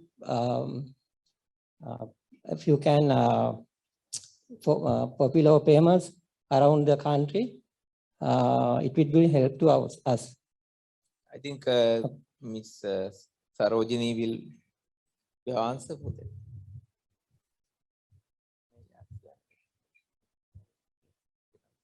Mr. Veerahara mentioned in his presentation the material recovery facility. That is the answer for your problem, because it is practically impossible for each and every type of plastic type to have different collections. And the moment there are collection mechanisms for PET, because PET is the most used type of plastic, and for a month there are about 1,500 metric tons are being released. So they have put bins and various things, and I also mentioned about these huts and the fisheries. But now we are promoting, I mean, it is not the chamber, in consultation with private sector material, they will accept all types of plastic, whether it can be Tetra Pak, it can be yogurt cups, it can be PET, even flexible packaging. But now say if grassroots level informal collector is collecting these flexible packaging, you have to compensate him, at least some, not PET kilo, you get about 45 rupees, and even very clean PET bottle, you get about 75 rupees from Ecos Mills. You may not be able to pay such prices, but at least something. At the same time, at the end of the day, if there are no upcyclers, even these can be sent to the waste to energy project. Now there is a waste to energy, they are also waiting for material to burn in their factory. So at the moment there are 3 material recovery facilities. By the end of this year, as Mr. Veerahara mentioned, there will be at least 15 to 20 material. So they will collect, because then we very well know now the informal collectors coming to our places, they collect only the valuable PET bottles, aluminium cans, and sometimes clear glass bottles. Everything else, no, we don't buy these things. So in the future, it will happen. And also, like you, the Tetra Pak people also have a started facility. They are also struggling to collect these things. So that is the answer. I will have a chat with you later in detail. Thank you. Yeah, maybe from academic point of view, or maybe technical input into the discussion, we have also seen and witnessed a lot of this like isolated, I would say, sorry to say this, but it's in isolation. They are trying their own ways to upcycle and come up with new products and new recycle or upcycle product. It's, I mean, well appreciated, but again, this the concrete paving blocks and building blocks and a lot of projects. Last year also we visited one place. What we understood is the mechanism is very simple. They just shred and chip and cut all these film plastic, laminated plastic mainly, and heavy printed plastic all together, different resins type together, and heat up into maybe 80 or 100 and form into a loosely bonded block. Yeah, it's giving kind of a quite a good solution, because in a one block you can compact a couple of kilos. But on the other hand, in terms of microplastic and leaching into environments, it's a great risk. So so we have to have a very kind of a good technical approach. So in my laboratory, for example, some students are developing techniques to immobilize microplastics in this kind of blocks. So these kind of research input also, I think we should, being an academic, I'm a bit of ashamed that we couldn't do this, but at least with this forum, definitely we will help you to develop this technology. Not only myself, Dr. Jasinga is here from Japura, and she is also an expert on this, especially on this upcycling. So we need to have a kind of a blend of research and your inputs, and also collaboration for the legal support. Then only we will come up with a very good solution. Otherwise, very soon, even there will be a day that we have to ban all these, maybe 80% of upcycle products, concrete blocks, building blocks, and all these eco bricks and everything, because of the risk of microplastics. So this is just a kind of input. I don't want to take a lot of time. Dr. Rajika? I completely agree with Anuruddha. We do products from plastic, composite materials. We mix them with different plastics and make products. But we never encourage to make tiles, because especially in a country like Sri Lanka, where we bring a lot of sand and dust into an environment, it can get scratched and generate a lot of microplastics. So we never say we should go for tiles if we are not sure that we can, we have a better fixing mechanism where plastics will not get released to the environment. We can go for other products, but not for material that will create a lot of microplastics. So thank you very much. Let me go to the next session because yes, please. Yeah. Yes, Jost and his team is waiting. So after that, we can have another round of good discussions, I think. So Jost is going to, and Fabrice is going to share with us how we can tackle in source, especially environmental education and some good practices. So Jost. Great, thank you so much. Can you see my slide? Yes, we can see. Thank you. Excellent. All right. So this brings us to the third component of the project, which we have summarized under the heading of tackling sources. And even though we go a little bit beyond that in that component, but the underlying idea behind this component is really that what was already emphasized actually by several speakers, both during the opening remarks, but then also during the ensuing discussions, that the most effective and preferable way of addressing plastic waste is always to prevent its generation in the first place. And of course, that is also in line with the waste hierarchy that Amila has shown previously, and it is also in line with the underlying thinking of the Basel Convention. So to a large degree, what I'm about to present under this component is also based on this idea of tackling sources of plastic waste. So under this component 3, we can roughly divide the work into two areas of work. And I'm just going to give a very quick overview, also for the sake of time. So on the one hand, we have the pilot tests. Okay, so what we foresee is that we will undertake 3 pilot tests in 3 different sectors. So 1 pilot test per sector. My colleague Fabrice, who works as an international consultant for Resource Futures, will provide a little bit more details on the potential options that could be chosen as pilots. So the sectors that we have initially identified, because our initial research has shown, and I think the discussions so far have confirmed, that key sectors that we could look at are the packaging sector, the fisheries sector, and the microplastics sector. And indeed, for these 3 sectors, we have already been undertaking, or are in the process of undertaking, pilot projects in other countries. So for example, in Ghana, as we speak, we are implementing a pilot project to introduce compostable packaging solutions made from seaweed in different shops and restaurants and canteens of the University of Accra. Also, we have successfully implemented a pilot that was also touched upon before in the fisheries sector in Ghana, which set up a collection scheme where fishermen were compensated, and the collected nets were subsequently exported for recycling. We are replicating this also in Malawi now, and potentially also in other countries to follow. Regarding microplastics, we also have many different and quite interesting options. One that we are now implementing also in Ghana is to work with recycling companies and train them in reducing releases of microplastics during the recycling process. Another potentially very interested, and Fabrice will elaborate, could be to look at microplastic releases from the textile sector.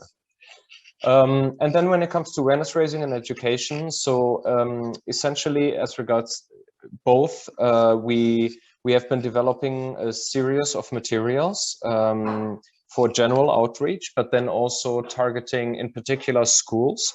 So we developed a draft workbook that would allow teachers and children to learn about plastic waste in a fun way and targeted to different age groups. The content is ready, but we're still working on the layout. These documents then would need to be adjusted to the local context in Sri Lanka in order to make it as relevant as possible for your country. Just very briefly, an overview of the process. So essentially for the pilots, the idea is that first we do a desk study of these three sectors, and we come up with a list of potential pilots to give a broad choice of, and then, so this has actually already been completed. So a draft report was prepared by Fabrice, and this would then need to be discussed in more detail with all the stakeholders. And that brings me to the second point, which is the selection of the pilots. So basically where we stand right now in this report, which has also been shared prior to this meeting, we have a relatively large number of potential pilots that could be undertaken for each of the sectors, and we would need to choose one per sector. So that's where the stakeholder consultation comes in, which will be held, a more targeted meeting where we need to discuss with the most relevant stakeholders which of these pilots is the most important, taking into account the situation in Sri Lanka. Then once it has been decided which 3 pilots will be implemented, then of course we go into the implementation stage. And then eventually after this test run, there would be an evaluation of the pilots with a view in particular to ensure that we can ensure scale up and replicability of the pilots. Also maybe important to mention that both regarding the pilots as well as regarding the awareness raising materials and education materials, I think they nicely align with the goals set out in Sri Lanka's National Action Plan. So for example, we have goal 4, achieve 30% reduction of plastics in packaging by 2030. So I think the pilot in packaging could help with that. There's another goal, reduction of plastic waste from industrial and service sectors. There's another one that also looks is related to microplastics. And then regarding the education and awareness, there's a goal 12 to enhance knowledge and competency in plastic waste management of relevant stakeholder groups. So I think these pilots nicely align, and also the awareness raising nicely align with the action plan. For the awareness raising and education, similar timeline. So most of this year would be dedicated to actually developing/adjusting the materials to the realities in Sri Lanka to make it as applicable as possible. And then early next year to actually disseminate and get it out there so that as many people as possible could be reached. One very important point to mention is that we need to work very, very closely, of course, with the Ministry of Education and with any other relevant academic institutions and authorities in order to discuss how, if possible, some of these materials could also be integrated into the relevant curricula. So that actually already brings me at the end of my presentation. And with that, I would hand over to my colleague Fabrice to provide some more details on the potential pilots that can be undertaken. And then afterwards, we will be happy to hear your views, suggestions, ideas, comments, and questions. Thank you very much. Fabrice, over to you.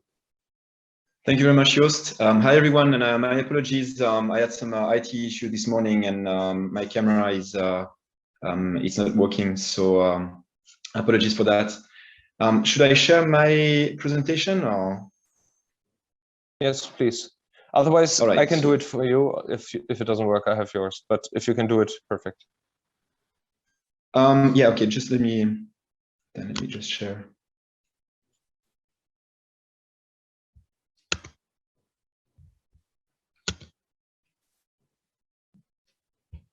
Can you all see? Yes. All right. So probably best if you put exactly. It's the small button on the top bottom right.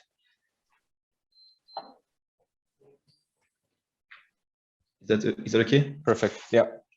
All right. Okay. So as Joost mentioned, I will quickly go through the series of potential strategies from which we could select for the pilots. So you also mentioned we have to select one pilot per sector, so one for packaging, one for fisheries, and one for microplastic. And for packaging, Jos, correct me, but was it 1 or 2 pilots that we will be run?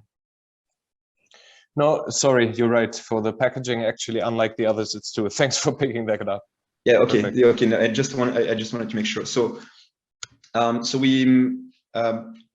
so what we've done is we've done a baseline study to assess the current situation regarding, of course, plastic waste in general, the plastic industry, the packaging and fisheries, and the microplastic in Sri Lanka. And I believe that this document was shared with you. And together with this document, so the document had a baseline study, a stakeholder mapping, and proposed strategies that were outlined. And so the strategies, of course, were these. They were selected based on what we identify in terms of the gaps in Sri Lanka for packaging, fisheries, and microplastic. And so we selected those strategies we thought were the most relevant for pilot tests. And we wanted to provide a series of options that you can then the team in Sri Lanka could then choose based on what they think is more relevant for the local context. And we're very much looking forward to your feedback on this in the following discussions. So I'll go through these different options quickly.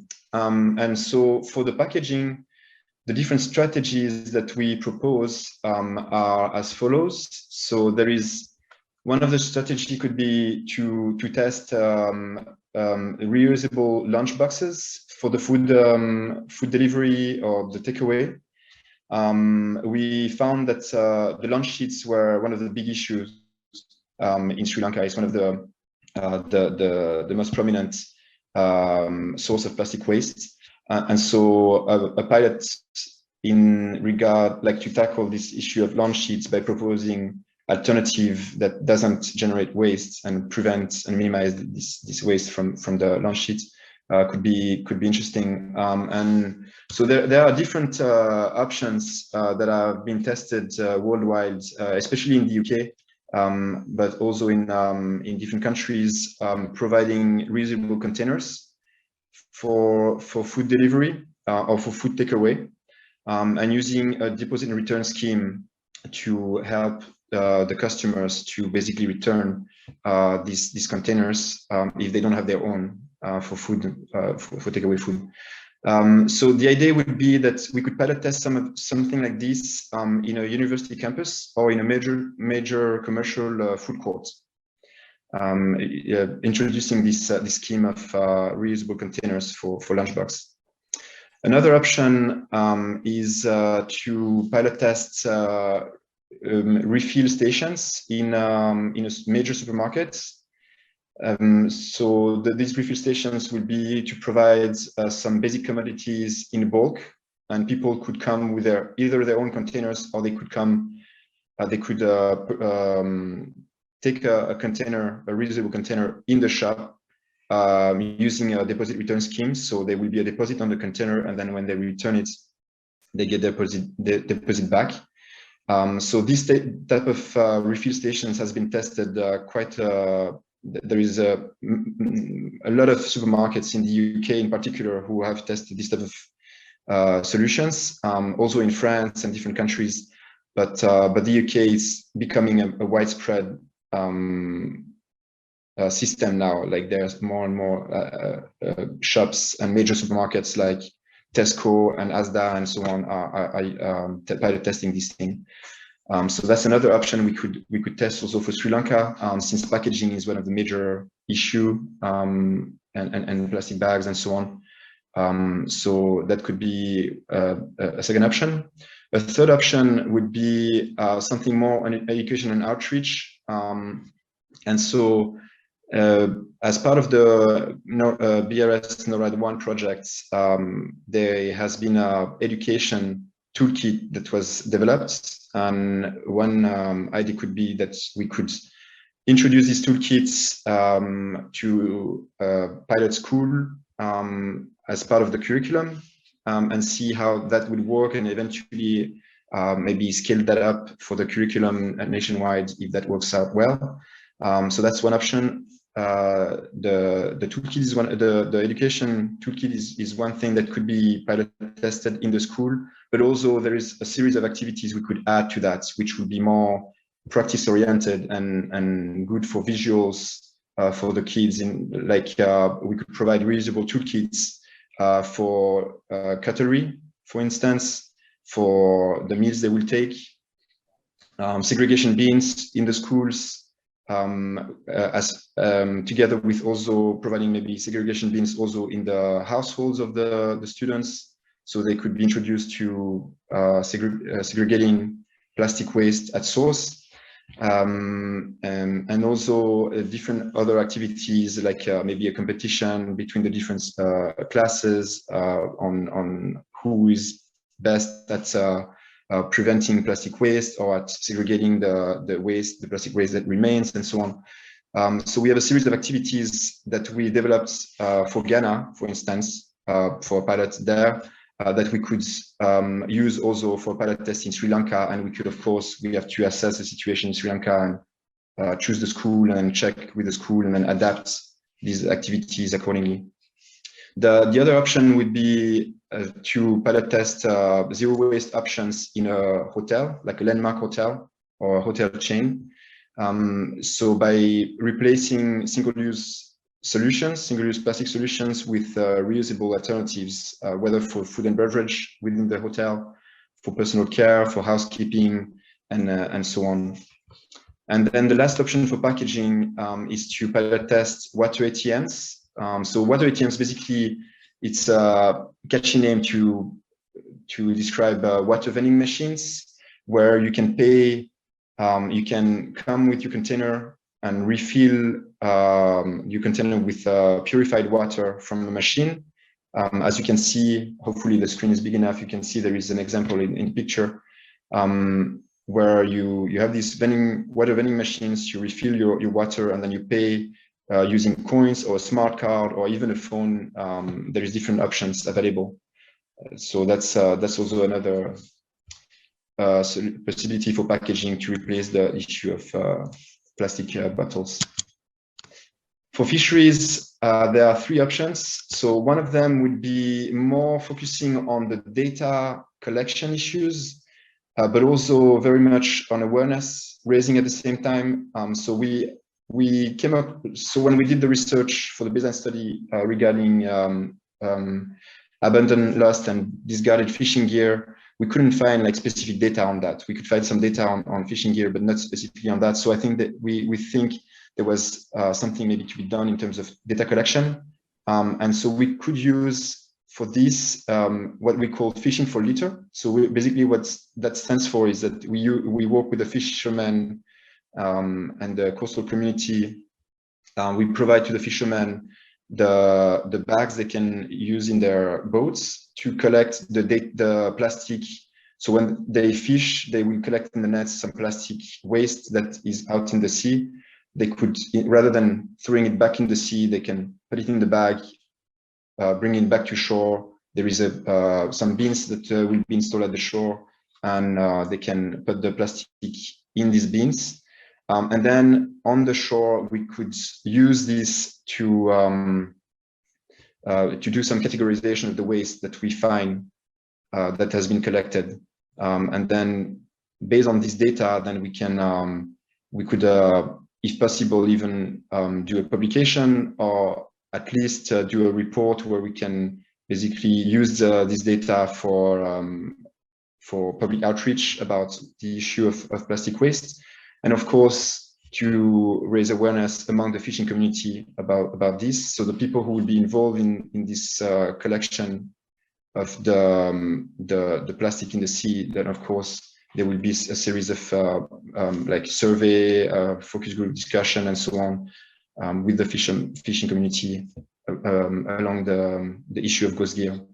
The second option is to do a ghost gear collection and recycling schemes. So that's something that Melissa, I believe, has mentioned that it was tested in Ghana. We could do something similar also in Sri Lanka, where we work with the fishermen to collect the fishing gear, so particularly the fishing nets in particular, because that's the one we can easily recycle, the PA6, nylon 6.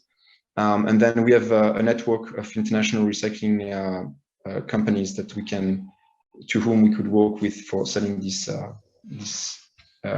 waste nets. The last alternative could be to pilot test alternative materials for fishing gear. So this could be either bringing back some traditional materials like cotton or other traditional materials for fishing nets that biodegrades in shorter period of time than the plastic one, or new materials. So now there is some biodegradable fishing nets that have been developed. So that's one of the options we could also check and test in Sri Lanka.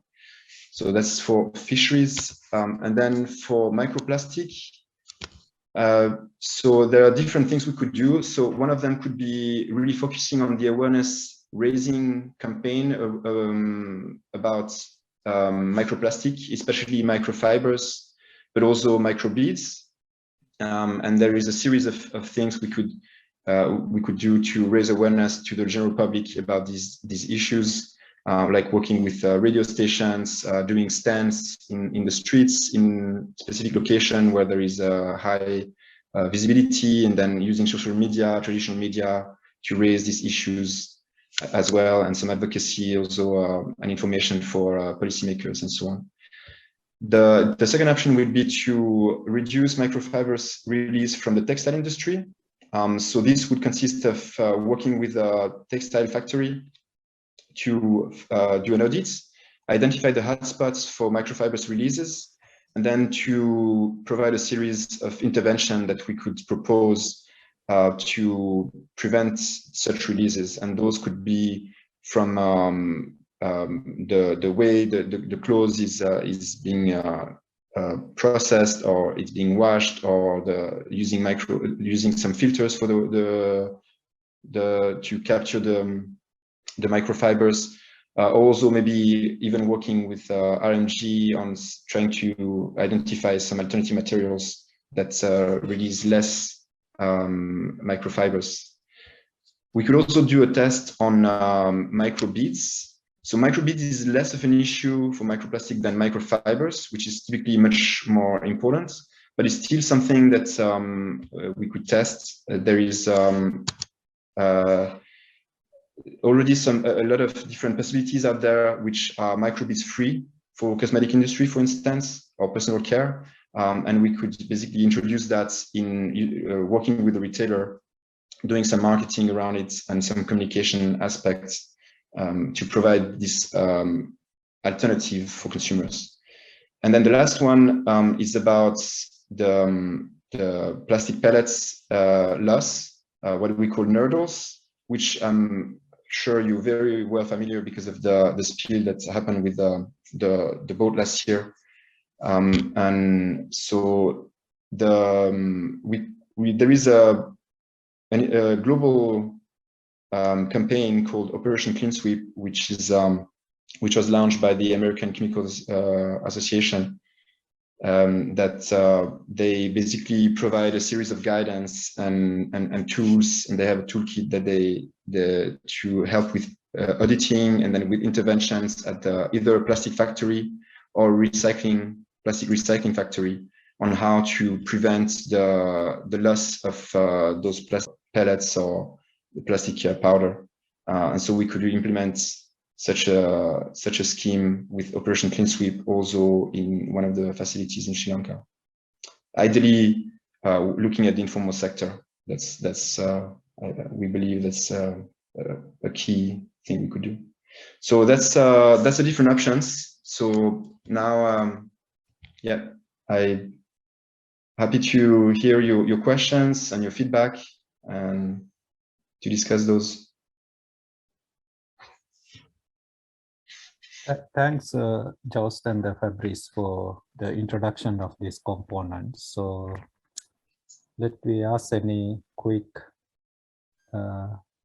comments or further information from the audience. So.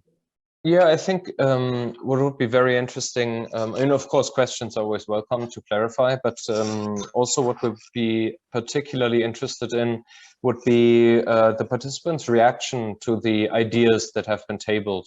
So maybe there's some pilots that some participants feel that they would be extremely valuable, or maybe there's some that they think it's not really applicable to Sri Lanka.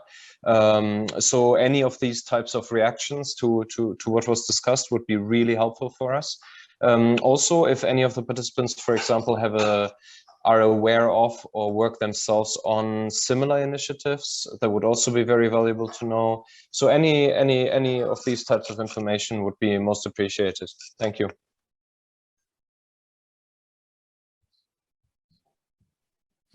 Yeah, Ms. Sarojini, want to comment maybe?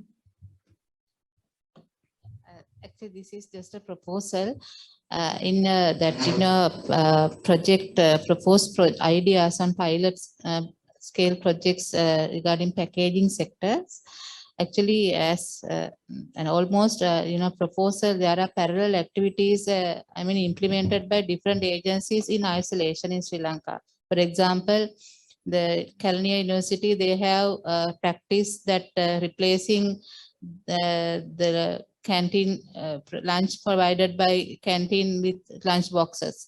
So likewise, there are another example in some hotels replacing the entire plastic things with the degradable things. Like there are some projects carried out in isolation in different areas. So I think if this project can collect all these success stories and evaluate it, and so that if we can further scale up those those are actually pilot scale projects. I mean that they have practice and they learn, maybe there are some pluses and minuses there. So if we can study that, and then if we can scale up under this project, that would be beneficial, I think. So I just propose to do that, because there are a lot of success stories done in isolation for their interest, voluntary. The private sector, there are a lot of even government institutions like that. Thank you. Thank you. Thank you. Maybe I'll also share some of the basic idea and especially the next step, what we are going to do after all these discussions. So there I'll show, briefly tell you what we are going to do, because this is the Inception Workshop. So then we welcome your comments, and then how we expect your collaboration in different sectors. So first, quickly coming back to the first comment about all these other initiatives regarding the lunch boxes at the university, regarding the hotels, etc. That's excellent to hear, and I think that would be a really, really good idea indeed to find out as much as possible about all the initiatives that are already ongoing in all of these three sectors, and then build up on them or complement or replicate, because the last thing indeed we want to do is duplicate. So that's really great to hear that there are these initiatives, and yeah, let's work together to gather them and be sure that we build on them. Regarding Operation Clean Sweep, I think I can pass to Fabrice, because he has much more expertise on that. Fabrice, do you want to elaborate a bit further? Yeah, sure. Can you all hear me? Yeah. Okay. Yes. So Operation Clean Sweep is it's an initiative that started in the US by the American Chemical Association. And so basically what they realized is that the plastic industry released a lot of plastic pellets, plastic dust, or like these very small fragments from the industry.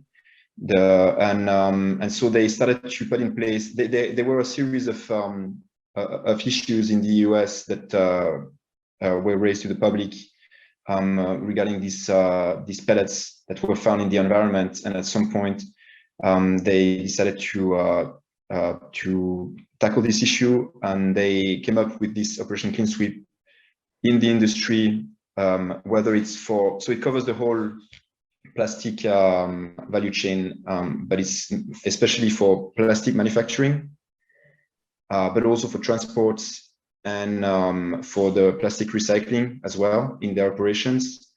During their operations, there have been quite a lot of loss of those pellets. And what they did is that they have a manual which provides a methodology for audits on how to assess where the hotspots, where there is such loss of plastic pellets to the environment.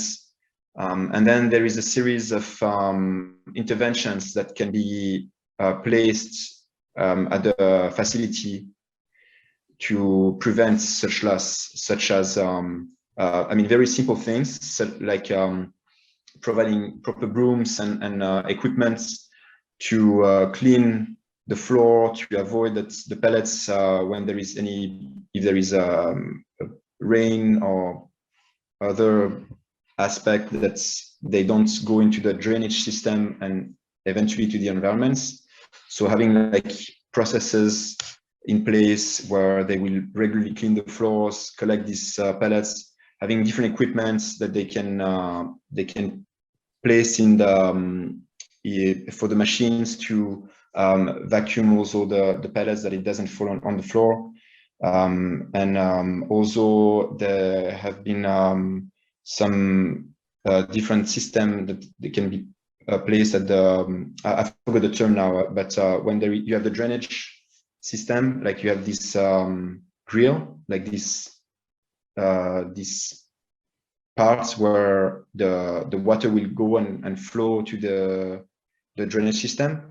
So they can put in those mouth, or I don't know how you call that, some system that captures the pellets, for instance, and different things like this. So there is a manual.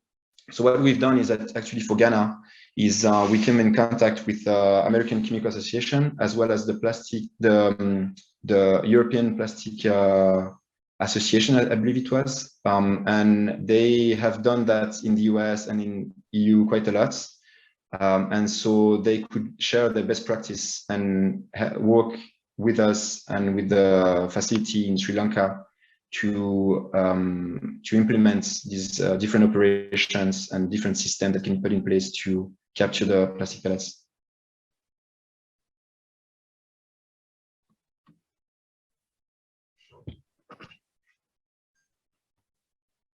So, Dr. Aniruddha, any other not response from the group? No, just regarding the success stories, there was a suggestion to develop a digital platform or a website so that everybody can feed in information into that, so that it will be more active and we will get more information. So there was a suggestion like that.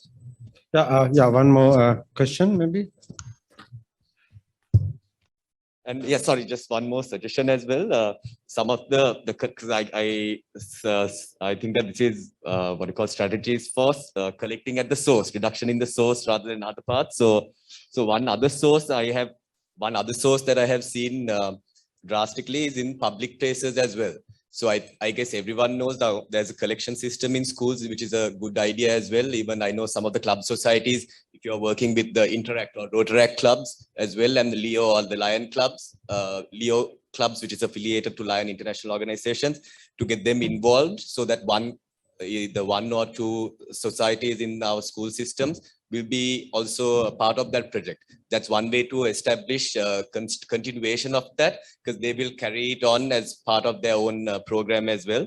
And also to add, one in the beaches. So even if you go to in the southern province, even most populated beaches, even with tourism and locals going almost every weekend.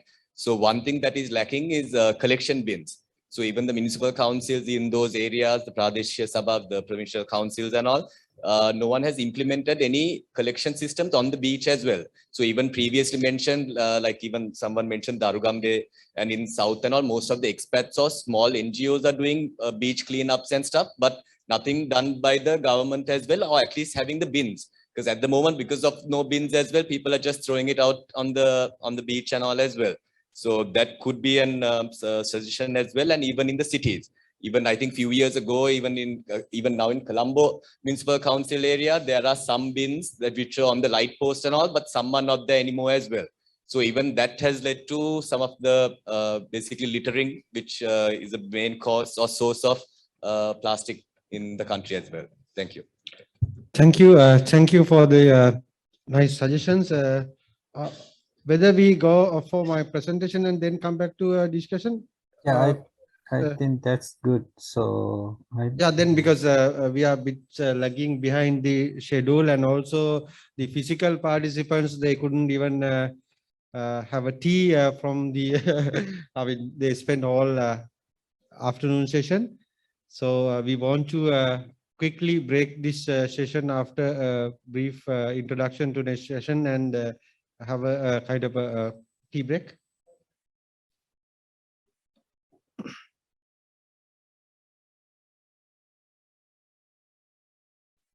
Shall we go to next discussion, Dr. Kumar? Yes. Now I think it's not a discussion. So we, according to the program, so it is a summary of your. Yeah. And you can elaborate the discussion so far and giving some background to the next session. So please. Thank you again. Since we discussed a lot about this project initiative, I don't want to go into very detailed brief. One of the important thing to remind you again is that this is the Inception Workshop. So we are not presenting outcome of any activity, though we individually maybe or institutional wise we have done quite a lot of work on this plastic related or waste management and other aspects. I think many of you have introduced that yourselves somehow involved in this issue, but this Inception Workshop, the purpose is we are in the sense the Ministry of Environment with the collaboration of other donor agencies like DONAT and other organizations, international organizations, local organizations, we are going to implement this project with a kind of a broader objective of tackling the plastic waste issue in the country. So a lot of technical presentations, especially from the Basel Convention, the team and the consultant and other parties, especially IJS, Dr. Kumar and Dr. Amila, they all explained the different aspects of this activity. And then Mr. Verahara, he also briefly explained where we are and what is the next step. So the next step is to I just want to mention this because I'm a kind of a waste management person academically, professionally, and like even in my consultancy, whatever the engagement, I do work with waste.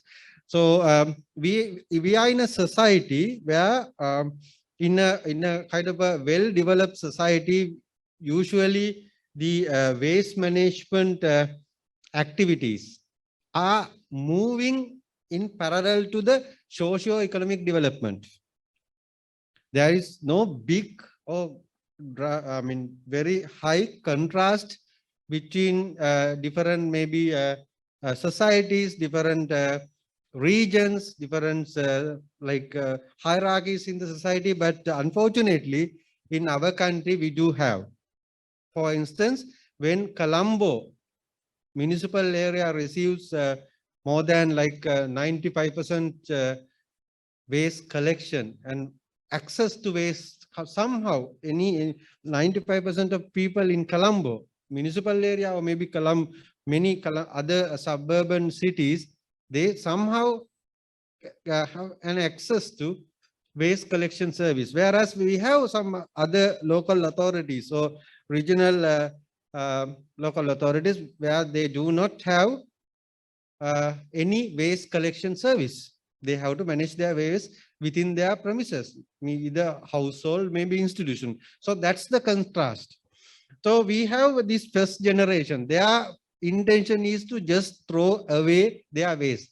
They are not very much concerned about recycling, nothing. What is important is just want to throw out their garbage from their premises. We are in other places, maybe now in Colombo, we are thinking about resource recovery and so on. So that's the realities. And the second tier is moving to the pollution control and environment protection. Even when we compare some of our regulations, our first regulation mentioning the name waste or garbage came all the way back in 1862. 1860, 150 years ago. So where we start with the intention of protecting the public health, nothing else, no environment. If you take it and burn somewhere else, then we fulfill the objectives of this public health. And now we are trying to protect the environment. All these new regulations and especially the establishment of National Environment Act, and then subsequent, and then Europe developed, East Asia, US, and many other countries. Now they are moving to resource circular society or resource circular economies, where we are trying to build resource circular kind of a society here in Sri Lanka. Maybe that segment right now applies only to a very small population, very small sphere in the country. So that's the challenge that we have. We are not saying that we should not move. Of course, we should move up and up to next level. Next level and next. Yeah. So from policy and regulation wise, though some few says that we don't have very good framework. At least now, from today onwards, you are well aware that we have, at least for plastic waste management action plan that comprehend all these challenges and say what we can do in next 10 years. So that's a very good start to our next step. Yeah, we have like kind of government policies, I would say, Vistas of Prosperity and Vision 2030 earlier, 2016, and now we have waste management policy. And on top of that, we have a National Plastic Waste Management Action Plan. So we have a kind of a vision and guidance. It's a kind of a vision where we are ending up. So we take this vision into action and want to implement. One of the challenge to implement is we have waste, plastic waste or plastic import into country in terms of like virgin plastic or consumer goods and capital goods. And luckily our customs department, Sri Lanka Customs and other key important organizations like Import-Export Control and other industries and importers, they have adapted to a fairly well-established system of accounting in sense term like statistics. They do know what are the amounts, maybe in numbers or maybe in kilograms, in masses, volumes. They know fairly well.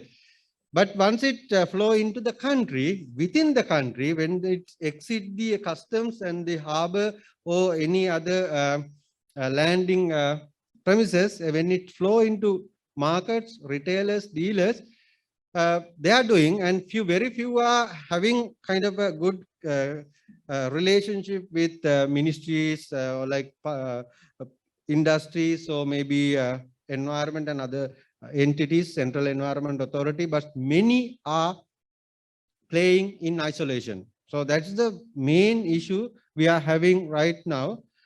We can trace the exit, we can trace the entry through the customs, but the issue is how to find the circulation within the system. And some are leaking to atmosphere, some are leaking to ocean, if we take the boundary as the country. So that's the challenge. And to tackle this challenge, we need information and collaboration. We have to get together and develop this. First is the database development, statistics. Then we can make a lot of projections and a lot of proposals to move into next step, where we can do inventory, we can do material flow analysis, material flow dynamics, and even life cycle assessment of different product, plastic all together. Like us, we can progress step by step. So one of the main intention of this workshop is to make you aware that we are into first process, that is to develop national plastic waste inventory. So plastic waste inventory, we can make it, it's like the simplest way is we want to know for say last 10 years, what is the amount of different type of plastics that we import into country. And if any, what are the production, maybe virgin or if not virgin, and other manufacturing or how it flows in the country. That for the time being, it's a gray area. Then again, we know what we export from the country. So that's a kind of a HS-based code, HS code-based activity. Our key stakeholder in this exercise is Sri Lanka Customs. So with their collaboration, we can get this gate, through the gate, and also import and export controller, and of course, Minister of Environment and Central Environment Authority, they will facilitate this. But in country, it will be a different cycle. We have done in the past for plastic, particularly for Western province and other province, and we realize it's very, very complicated. Very complicated, even like manual kind of Excel-based simple calculation won't help. So we need dynamic flow modelings. We have done, and we cannot continue without this information. We have to link recyclers and manufacturers, we have to live. Then only we get very accurate data, because the system is in motion, because it's a dynamic system. It's not you are like storing 10 kilograms of plastic every day. Always it's changed with the so many factors: time, space, your income and mobility, the place where you live, so many factors to take into account. It will be there forever. So we need to consider this dynamic nature and move into material flow analysis and life cycle assessment and other advanced analysis. But for this workshop, at the beginning, what we need is your input, your cooperation to develop this database, and in consecutive activities or consecutive meetings, we will invite you to give your proposals, like what we did a few minutes ago, your proposal in different sectors where we want to identify different pilot projects to implement in like packaging and fisheries and microplastic. And if you wish, even in any other sector, you can propose, because under this project or even with other collaborations or with your own initiative, we can encourage you. To do that, we need the collaboration. I think Mr. Mahinda want to deliver this message. He will. I also want to deliver this message. Please collaborate. And we know that some organizations are doing a lot of works, and with maybe external funds or maybe with their own funds, and very, very nice initiative, but Ministry of Environment is not aware of that. They have developed National Action Plan. And so maybe in next door, I have seen in BUI zones, next door, a very nice activity, but the neighbor is not aware of. So that system will not work.